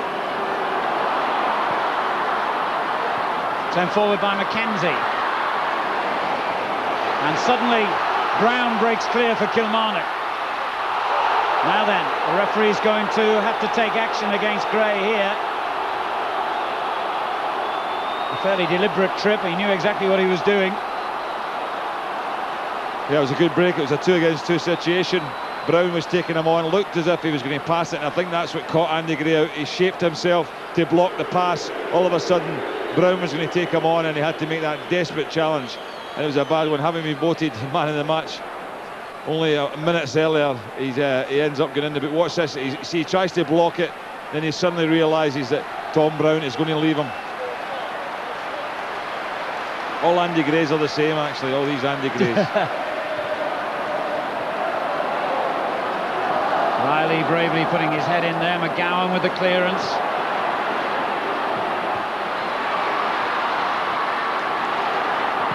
And Gray with another saving tackle, and the clock ticks on. 2.5 minutes remaining. Kilmarnock are going to make another substitution, just to kill the rhythm as much as anything, I think. Ali Mitchell ready to come on there, third and final substitute. They didn't have a goalkeeper on the bench. And McGowan stood his ground, and Gray in a difficult position here. And gets the free kick. Which they've got to take quickly. They've got to get it up to the other end of the field as quickly as possible now. Yeah, young David Bagan, that was the last piece of action for him in the game. Big smile on his face. He must look up at that clock and think, I am 2 or 3 minutes away here from a cup medal at the age of 19 as well. Quiet second half, but very, very effective first half. Ali Mitchell come on, playing that right side now. So if they win the cup, everybody in the 14 got a game. McAllister. It's a foul. And Kerr, of course, has already crossed the referee more than once today and has been yellow carded.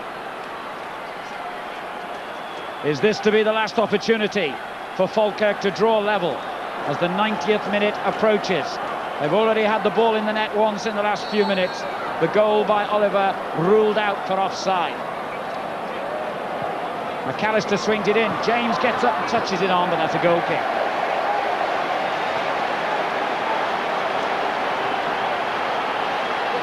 Well, I've no doubt, as we see again this free kick, the controversy over that disallowed goal will rumble on into the night in the pubs and clubs around Falkirk as they argue their case and no doubt dissect that decision by the linesman over and over again.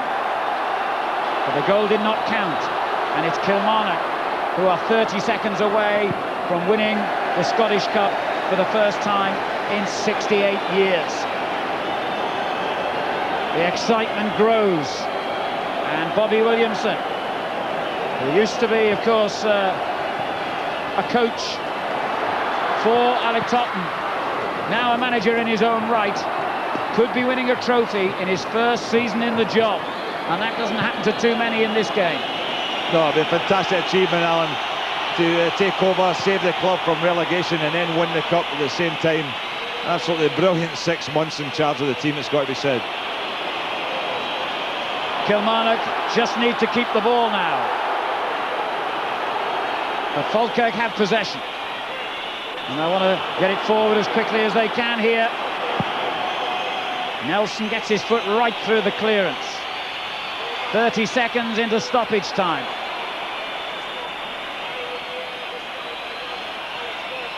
Oliver finds James.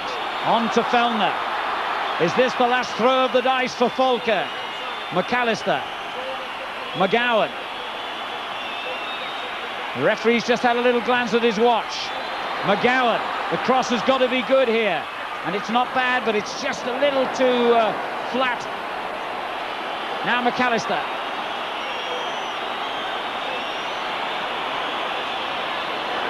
You could see what he was trying to do, thread it through for McGowan, but it's all gone wrong. And maybe now that's the end for Falkirk. Yeah, I think even the Falkirk fans themselves, Alec Totten, I think, has given it up. He's gone back in deep into the dugout there. Before he was right out on the edge of the touchline, steering his team on. I think he knows it's all over. I've looked at that clock, 91 minutes. The referee about to blow the whistle when it goes to about the middle, I think.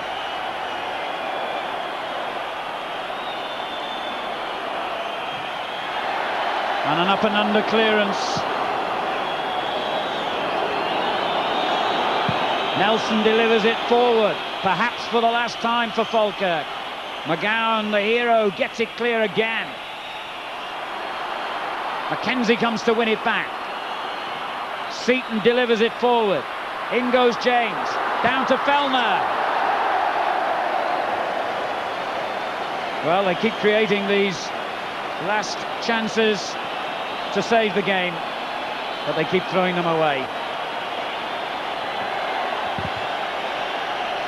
There can't be much more time to be played in the 112th Scottish Cup final.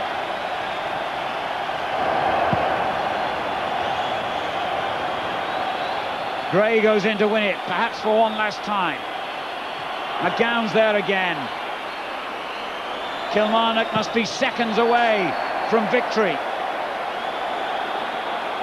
Yeah, it must be because of the injury to McGowan, but I'm certain the referee is about to blow now. Well, Bobby Williamson looking the coolest man around, but he must be praying for Dallas to blow that whistle. Referee's had another look at the watch. It's all over! Kilmarnock have won the cup.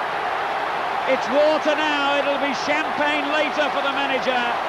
And Kilmarnock take the trophy for the first time in 68 years.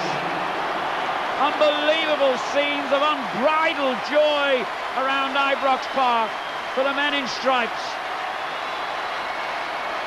Sorrow for Falkirk, but what a marvellous second half performance by the First Division team, who really gave it their best shot. But Wright's goal has proved, like in so many finals before, to be enough. Another final win, won by 1-0, and Paul Wright, the man who got it. Yeah, and he was just giving his old manager there a cuddle. I'm certain he's apologising to a certain degree, but he won't worry about that later on. He's won the cup for his side. And fantastic scenes here. The Kilmarnock players absolutely delirious. You know how the Falkirk players must feel too. I've been there, I've played in losing finals. It's a terrible feeling, but the day is all about the winners when you're playing cup ties. And the Kilmarnock players, there's Paul Wright. What a day for him. Gary Holt, who came into the side, did really, really well. Worked very hard in that midfield position. Well, what a celebration they'll be having tonight. The young and the old alike, I'm sure. And it must be a big moment for you, this, Gordon, when you think back now to your grandfather all those years ago, the last man to lift the trophy for your hometown club. Yeah, it's a long, long time, and Ray Montgomery, tremendous for him. He's 36 years of age. He comes to the next town from where my family are in Ayrshire, so he'll be a very, very proud man. He'll never be forgotten now. He goes into a legendary status as well, and might be another 6 to 8 years before they win it again, who knows, but at least they have done it, and they're in Europe as well. Fantastic scenes here, the players absolutely delighted. There's Ray Montgomery. Well, the victorious manager, Bobby Williamson, is with Davy Provan. Well, Bobby, what's your immediate reaction to what is the end of a 68-year wait for Kilmarnock this afternoon? Yeah, it's tremendous. I might look as if I've been about 68 years, but I can assure you I'm not. No, it's great for the supporters that have been around that length of time, especially the ones that wanted revenge from the game 40 years ago. So it's great to do that for them. Brilliant, Davey. Did you feel you controlled the game for most of the 90 minutes? First 45 definitely. We had a lot of chances, never really converted. Well, we never converted it. We've got one, but I fell over a piece. Falkirk maybe could have got something, but there you go. That's football. Now you sign a 3-year contract this week. You win the cup. You're in Europe now. Can you really believe all this is happening to you? Well, as I said, I've got to. It's happening. It's just one of those things, Davey. You've just got to take on the mantle and try and get on with it the best you can. I'm trying to do that at this moment in time. What do you think this win might do for some of the younger players in the side, Bobby? Do you think this might be a launch pad for them? I would like to think so. Young Alec Burke tormented him the first half. He was brilliant getting down the left side. Second half, both of them died out. It was expected, but that's why I made the substitutions. We saw you have a very warm handshake with Alec Totten on full time. What did you say to him there? I couldn't really speak to Alec, to be honest. I was soaking. I was wanting to give him a cuddle, but I didn't want to ruin his gear. But to be fair, Alec's been in the game a long time, and that's the way it goes. Bobby, many congratulations. Well done. Cheers, Davey. The parties, Kilmarnock's then. Just spare a thought for the Falkirk supporters who have helped throughout the day to make this such a brilliant atmosphere at Ibrox, and I have to say this, they're all staying to make it a part of a memorable occasion for Scottish football in general. So well done to both sets of supporters. And Simon Stainrod and Charlie Nicholas, who watched it with me. Charlie, I think you had a feeling that it would be Kilmarnock's day in all probability. Where have all these Kilmarnock supporters been in the last This is about the incredible thing. Kilmarnock's a big club. It's fallen away gradually over the years, but they've stayed in the Premiership again this season. We see this marvellous crowd have followed them throughout this campaign, and suddenly in a final like today, there's 20 odd, nearly 30,000 of them. We just hope they start turning up every home game next season. Think they fancy Barcelona in Europe? I don't think they'll care who they get in Europe. They'll just be delighted to be in there, and I'll probably be one of them down there watching. Simon, any dispute about the merits of the win? No, I think that the first half performance probably merited it. I thought that the goal was rightly disallowed, although it's a tough decision to make. But I think when we looked at it, it's a great finish from Neil Oliver, but the linesman was absolutely spot on, and it's a no-lose situation. I think today. I think two sets of supporters have had a great day. Okay, you'll be really disappointed if you're a Falkirk supporter, but it's been a fantastic mystery tour, really. To get to a cup final, it's incredible, and I feel for the supporters. But it's probably a once-in-a-lifetime experience. Fantastic to see so many young people here, sons and daughters. Really special. It's fantastic. I think we all touched on the subject of the family day out. But the great feeling for me was right in the final whistle. Paul Wright, the first thing he did, he went to his old gaffer Alex Totten, who signed him from two clubs, signed him for Killie, and gave him his handshake and a hug. That sums up this final. And it's true, you talk about romance, but the feeling and the passion that these people have shown today, it's been a great occasion for us all. So, Bobby Williamson, who replaced Alec Totten, funny how it turns, isn't it? When Kilmarnock's season was going right off the rails around Christmas time. Well, again, Alex helped Bobby gradually learn his trade. The two of them are ever so close. In fact, I think Alex Totten and both Bobby sent each other faxes, good luck in each other. So, they are very close. It's a sad day for Alex, but he'll be very proud of his team. Totten started in football by signing for Bill Shankly at Liverpool in 1961. Do you feel through his career he's got the rewards that his excellence and dedication deserve? No, probably not, because he's always a good footballer, man. He likes a good passing side. He's learned from Shankly, he's learned from great people like that. And he's always had a great dignity about him as a person. Dismissed from Kilmarnock, no big hullabaloo, he got on with it and respected Kilmarnock's position today. Full credit to the man, he's a man of dignity, and he's unfortunate today, but maybe it'll happen again for him. Well, Charlie, you know what it's like to lift this trophy, don't you? Yeah, I lifted it back in 1990, and although it's a sad affair for the runners-up, there'll be a proud bunch today. And Paul Wright got the goal today, but there was many good displays from Kilmarnock. In particular, I thought McGowan at the back was impressive, and Gary Holt, I think both Simon and myself felt Gary Holt done a very efficient job for Kilmarnock. I hate to remind you, Simon, but I know you know what it's like to lose a cup final, don't you, in England, back in the 80s? I mean, it is actually. It's probably the hardest thing to bear that I've had to put up with in my life. And you see the opposition go up and get their shield and their trophy, and it really does bite hard. It really did upset me, I must admit, because these kids, they've actually given more than they could ever imagine giving. You know, in the second half performance of Falkirk, they've had Kilmarnock penned in there. They've worked so hard, and yet to lose, you know, it's a killer. Just quickly trying to flick through the recent history in Scottish football, you must remain yourself the last Falkirk player or captain or coach, or all three, to lift a trophy. No, I'm not actually, because we actually, the year after they got, when I left, they managed to get relegated, and then they came up again the season following. So it was a good attempt, Paul, but not quite accurate. Failed again. I think we're about ready to go with the presentations. Back to Gordon now. Well, cup finals are no place for losers, but when they look back in years to come on their contribution to this match, these Falkirk players can be very proud indeed. It's a medal that they won't want at this moment in time. I'm sure it'll be thrown into the bottom of the kit bag and forgotten about in the misery of defeat. But when the reality of it all sets in, that medal will be taken out again and polished and proudly shown to generations in many years to come, I'm sure.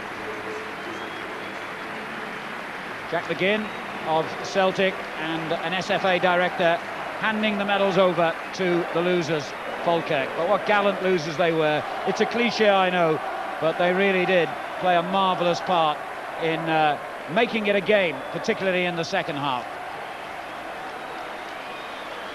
It's no place for losers. Falkirk trail off, and centre stage belongs to the winners. Just before that, the match officials get their medals.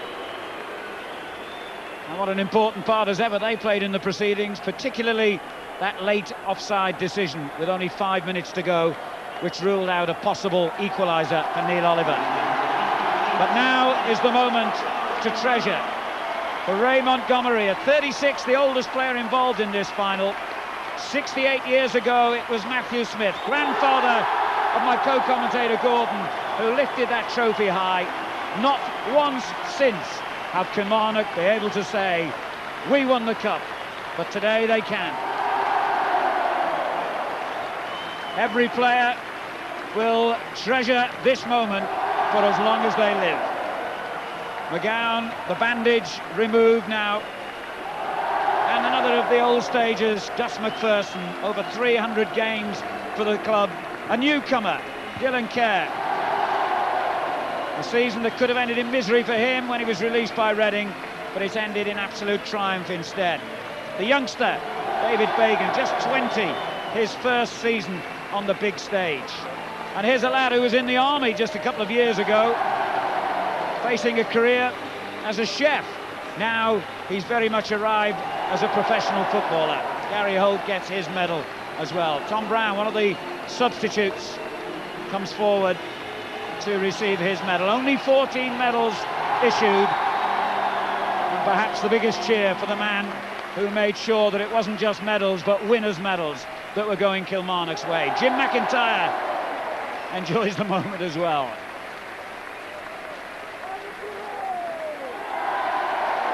Well, it's been a fantastic day for all these Kilmarnock players. Ali Mitchell only had a brief appearance as a substitute, but you try telling him that. Henry, another player who made only a brief appearance in this final, but an important one because his contribution had come, of course, in the earlier rounds. And young Alec Burke at 19, what a season for him. His first on the senior stage, voted Scotland's Young Player of the Year. Now a winner's medal, and you try taking that trophy off him. Sam Galbraith MP, who represents sport in the Scottish office, making the official presentations, but now the informal part begins.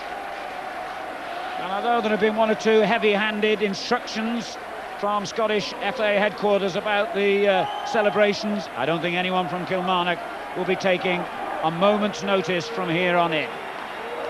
If you can't enjoy a moment like this, there's no point in playing the game.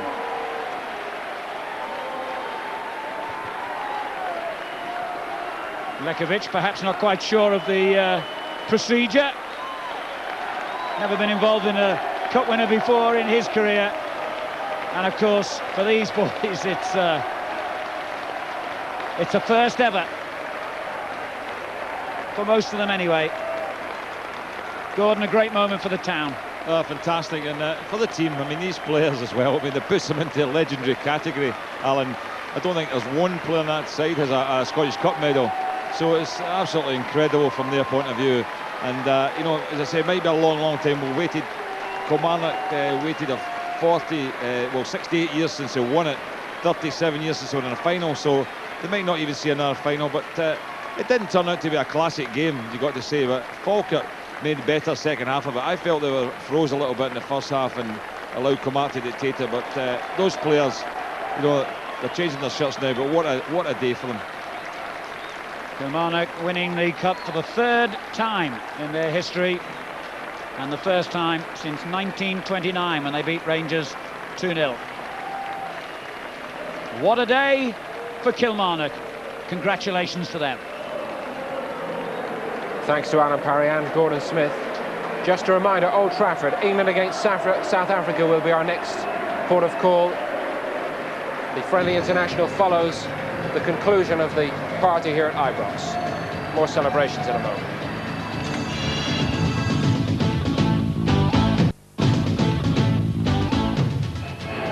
They're singing Kilmarnock's song at Ibrox, Tennant Scottish Cup winners. Davy Provan has microphone in hand, but he's only going to talk to somebody.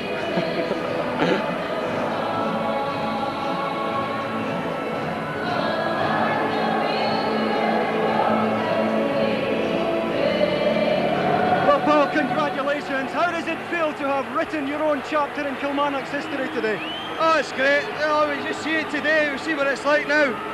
I've been striving 14 years for this, you know, and it's a day I'll remember. And just to score the goal makes it, it's something special for me. Is it always sweeter in the sense that 3 weeks ago you thought you might miss this game because of injury? Yeah, it's a bit sweeter, you know.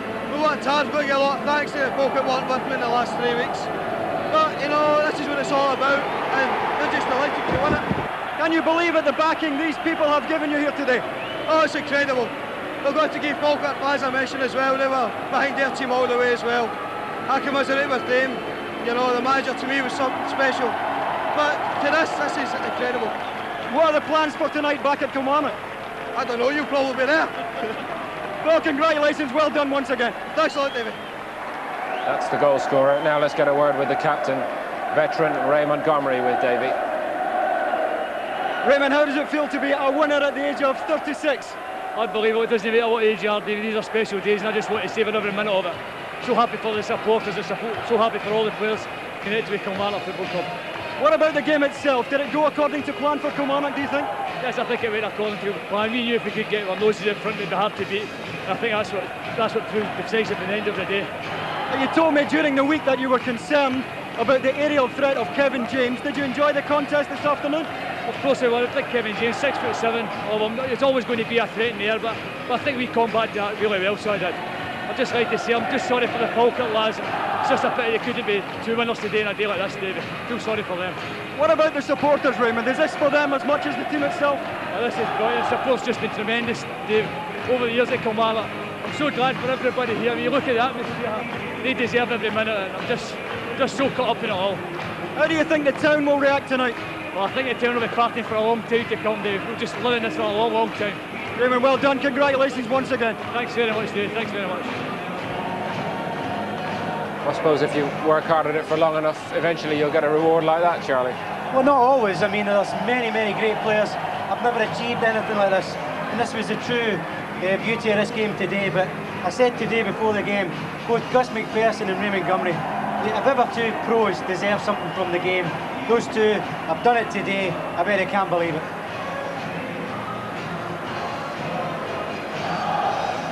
They're still singing Kilmarnock songs here.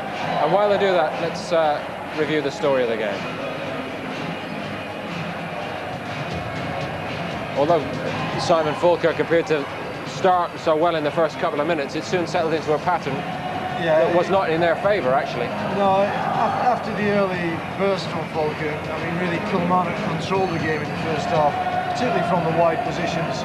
And then obviously had the chance from the corner there where Paul Wright just sticks it in the bottom corner, as you do when you know what you're doing. And, you know, from that moment on, they controlled the first half. They really did. Should have probably been, I mean, I think Paul Wright does well here to angle his body. Well, I think really at that stage, they probably should have went on and maybe made it 2 or 3-0, but the time half-time is coming. Alec Buck, I thought first half was probably the special player of the first 45, but they had opportunities. This was one of them, it was cleared again, but you know, Falkirk, to their credit, did come back, certainly more into the game in the second half, and this was their best opportunity, Simon. It's a great ball from David Hagan, but again, you know, if you're a real finisher there, you know, I don't think Clive Allen in his heyday would have missed that. I mean, I can remember Clive sticking one away in the English Cup final, very similar to that. And, you know, if you're playing in a cup final, you miss chances like that. But this is a great piece of defending from Andy Gray. How he catches him up at his age, I don't know. That was sensational. Justifiable man of the match? Yeah, I didn't think there was much to choose between. I thought McGowan, I mean, this alone probably merits something. He has absolutely no right to get a challenge in here. If he's a fraction out, it's a penalty, he's red carded, everything was against him, and he timed it to perfection. That was the best opportunity that Falkirk had. Yeah, it's a great chance for Kevin James. You know, I mean, all afternoon he's been there with his height. You're going to get one chance, you've got to make people pay, and he didn't. Did you want to see him thrown forward earlier in the game? Yeah, I did, yeah. I mean, it's not a tactic that I love, but I mean, he's so big, so awkward. You know, I think I would have flung him up front with about half an hour to go. Save of the match there? Yeah, he made it look a bit more difficult than it was, I think. Now, hopefully we'll get a chance in a few moments to look in more detail and try to work out whether Oliver was offside or not. But in commentary, Alan said the Falkirk players have not protested that decision. Well, you see here, this is a good angle. He just got his body, just his shoulder, his left side of his shoulder got offside and lined with his head, and he was practically offside, and there's the delight with a famous watering up the manager. So is it actually worth winning the cup when the players come up and squirt you with that horrible liquid? Well, I bet you would love to try it. I was being a little bit subtle there. Looks as though they'd worked on the celebrations during training during the week as well. Yeah, well, I think, although you can never plan for a victory, I think always in the back of your mind, the guys talk about in the build-up, what could we do if it does happen? Because let's face it, it's a dream, and dreams do come true. It's proved its case today. Either one of these teams could have won it, and the dream would have been there, but it's Kilmarnock's dream today, and it's probably merited, I think. You got a feel for Falkirk though, having that goal disallowed, you know, although it was just offside, I think. But I mean, the elation, and then to realise that the linesman's there with his flag up. You know, there's 25,000 supporters there, all of a sudden deflated again with about 3 minutes to go. Oh, what a terrible feeling.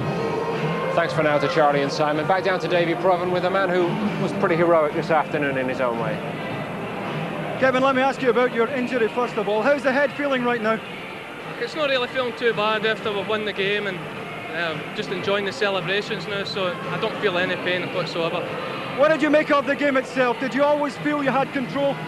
The first half, I thought we were in control of the game, and we had a few wee chances, half chances, and gone in 1-0. I thought we maybe could have went in a couple of goals up, but to be fair, the second half, Falkirk's really come right into the game and probably can count themselves a bit unlucky that they've not got something out of the game. How relieved were you to see the linesman's flag go up when Neil Oliver appeared to have equalised late in the match? I actually had a quick look round just to see and hope, really, and I've seen it all. I just says, oh, thank God, it's just one of the days for us. Maybe everything's got to go right for us. What do you remember about the goal? Because you played a pretty significant part in it, did you not? I actually can't even remember the ball going in the net because I was flat on my back. Just a wee whipped-in corner for wee Alec Buck, and I'm not sure if I've even got a touch on it, but I've kind of bundled somebody out the road and it's over, and wee Paul Wright, he says he sclaffed it, but at the end of the day it's in the net and we've won the cup.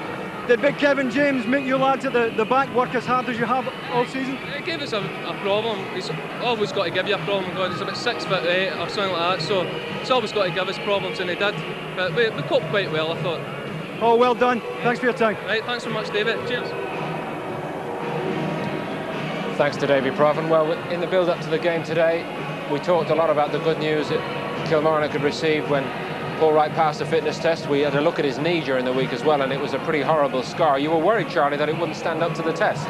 No, I think it was always going to be a test for him, more mentally than physically. I think although he tired towards the end, I think, you know, you're evident, we touched on the subject that maybe a defender could come and give him the old knee and the thigh routine, and just to test how strong he's going to be mentally. But he stood up to it well. It was a good finish. He wanted to take part in the game right away, which must have been a great encouragement to his manager. First 15-20 minutes, lots of touches coming short, and that made his mind up. He wanted to take part today. Simon, is it true also that we've seen him having a great rapport with the Kilmarnock fans today, but that wasn't always the case? No, when he originally signed for Kilmarnock, he had a tough time off the fans in the beginning, but then he started to rattling goals from 35 yards, and he soon changed their minds, and obviously scoring in the cup final. But an interesting thing for me was almost everybody that I spoke to this week said if Paul Wright plays, I think they'll win. And I think it's obviously been proved correct. And here's why. Here's the goal. You'd be pleased with this from a coaching point of view, wouldn't you? It's an excellent piece of striking intelligence, really. He's, as Charlie said earlier, he's come right off the post. He's concentrated on his finish. I heard McGowan saying there that he sclaffed his finish. Doesn't matter if you sclaff it. If you keep your head on the ball, eye on the ball, concentrating all the time. His body position's good. He keeps his balance good. You just got to get it on target. What you always find with these, if you watch them, is that if they're not technically able to do it, they will balloon it over the bar by 20, 30 foot. What he's done, he's knocked into the ground, and that's enabled it to at least hit the target, and he gets his reward. Was there a worry for Kilmarnock at half-time that they dominated large parts of the first period, but they only one goal to show for? I think that's a management point of view. You come in there, you've dominated as you have, you've had opportunities to score other goals, and you're not taking them. You go in there thinking, we should really be controlling this game 2 or 3 goals up, and you do worry, and I think that was evident in Kilmarnock's play in the second half. Yeah. I think they really, they really went out to consolidate, and by doing that, they had to absorb a lot of Falkirk pressure. Charlie, you wanted to see changes tactically for Falkirk at half-time. That didn't happen, but something happened in that dressing room. Different side in the second. Well, I think they realised, when we touched on the half-time talks, that the manager, Alex Totten's probably says, so listen guys, you're not putting it together, we're not playing as a team here. Let's get something going, pick up the pace at least. And I think that's what they did. The only evidence of change was the pace got changed. But then they brought Fellner on for McGrillen, and things started to change a little. There was a bit more support for Crab, but I think it was all a bit too late and a bit more hopeful then. They battered and battered, didn't they, in the second half? And eventually they got the ball in the net, and then it didn't count. Now, are you in any doubt, Charlie, as to the decision here? For me, it's offside. It's a cruel blow. Oliver is a defender. By nature, I think he's went into a kind of defending situation, and he's just got that little fraction in front. This is the angle. It's a great angle.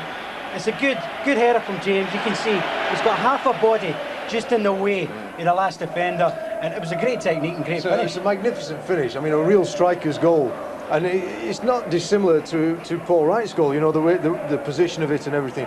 But he is that half a yard offside, and the rules are rules. The linesman's done his job. Brave man at that time. Indeed, right in front of the Falkirk support. But his decision on the evidence of that film is absolutely spot on.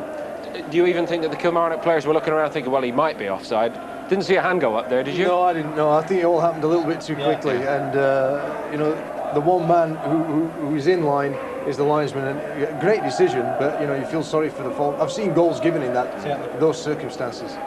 Well, they can build from here, can't they, Falkirk, for next season? Of course they can, yeah. I mean, it's probably about keeping that squad together, bringing in maybe 2 or 3 fresh players, and then it'll go further. Let's have a word with their boss, Alec Totten. He's with Davy Croghan.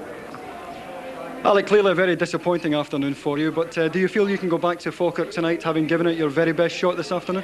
Well, it was a game of 2 halves, really. The first half belonged to Kilmarnock, second half belonged to Falkirk. I thought the second half, were parked in their half, really, and just didn't get a break towards the goals. But I said before the game, Davey, I'm proud of the players taking us to the final. I thought they'd done very, very well, and I think the fans went away today proud of them as well, because they gave everything they had, and that's all you can ask. We saw you out on the touchline in the first half trying to urge the players on. Why do you think they started so slovenly? I don't know, that's what was mentioned at half-time, really. I mean, if it had started the way we started the second half, I think we probably won the game. Where was the occasion, I don't know. Obviously, there were a wee bit sort of slack, and that was very disappointing. We got things sorted at half-time, but we needed a break in the second half, and we didn't get it. But I say it was really, you could say, a game of 2 halves, Davey. Did you think Neil Oliver had saved the game for you late on? Yeah, I did, without a doubt. Obviously it's hard to say from the dugout, but it looked a good goal from there. But the linesman obviously in a better position than I am, and he gave offside. So whether it was offside, well, television will prove the point. Do you think this cup run has proved to your players that they should be pushing for a place in the Premier Division next season? Yeah, without a doubt. I said after the game, I was very, very proud of them, even though we got beat, and hopefully it's a springboard for next season. And young boys like Kevin James and Andy Seaton, hopefully that'll stand them in good stead, and I say we've already beaten 3 Premier League sides and come close with Kilmarnock today, so hopefully it's a springboard for next season, because I said when I arrived at the club, you know, let's try and get to the Premier League as soon as we possibly can. So it'll be a tough game a tough league next season, but we'll see what we can do. Alec, we've all enjoyed Falkirk's contribution to the Cup this season. Thanks for your time. Okay, Davey, thank you very much. Thanks. Yeah, here, and their fans, just to repeat, were an absolute credit to the club and the town here. We've enjoyed this day, haven't we, Simon? Even in defeat for your former club. For me, it's been an awesome day. You know, Yeah, really you come to Ibrox Stadium, and you know, I've seen Old Firm games here. I've seen lots of cup games between the Old Firm, and it is very exciting, great intense atmosphere. And this was something different, something special. I think everybody involved can be really proud. I think it's great way for us to end the season as well. Fantastic. I really thought there would be a lot of tension there and there would be a little quality in view. The quality wasn't vast, but at the same time, very exciting for me. And I think it was like a European feeling today, with all these flags going from both directions. Fantastic stuff from the supporters. Thanks for your help all through the season, Charlie. Pleasure. Really enjoyed working with you. And Simon, thank you very much for being with us on this Tennant Scottish Cup final afternoon. Hope very much you've enjoyed this one from Ibrox. Kilmarnock are in Europe, and that's history. Bye for now.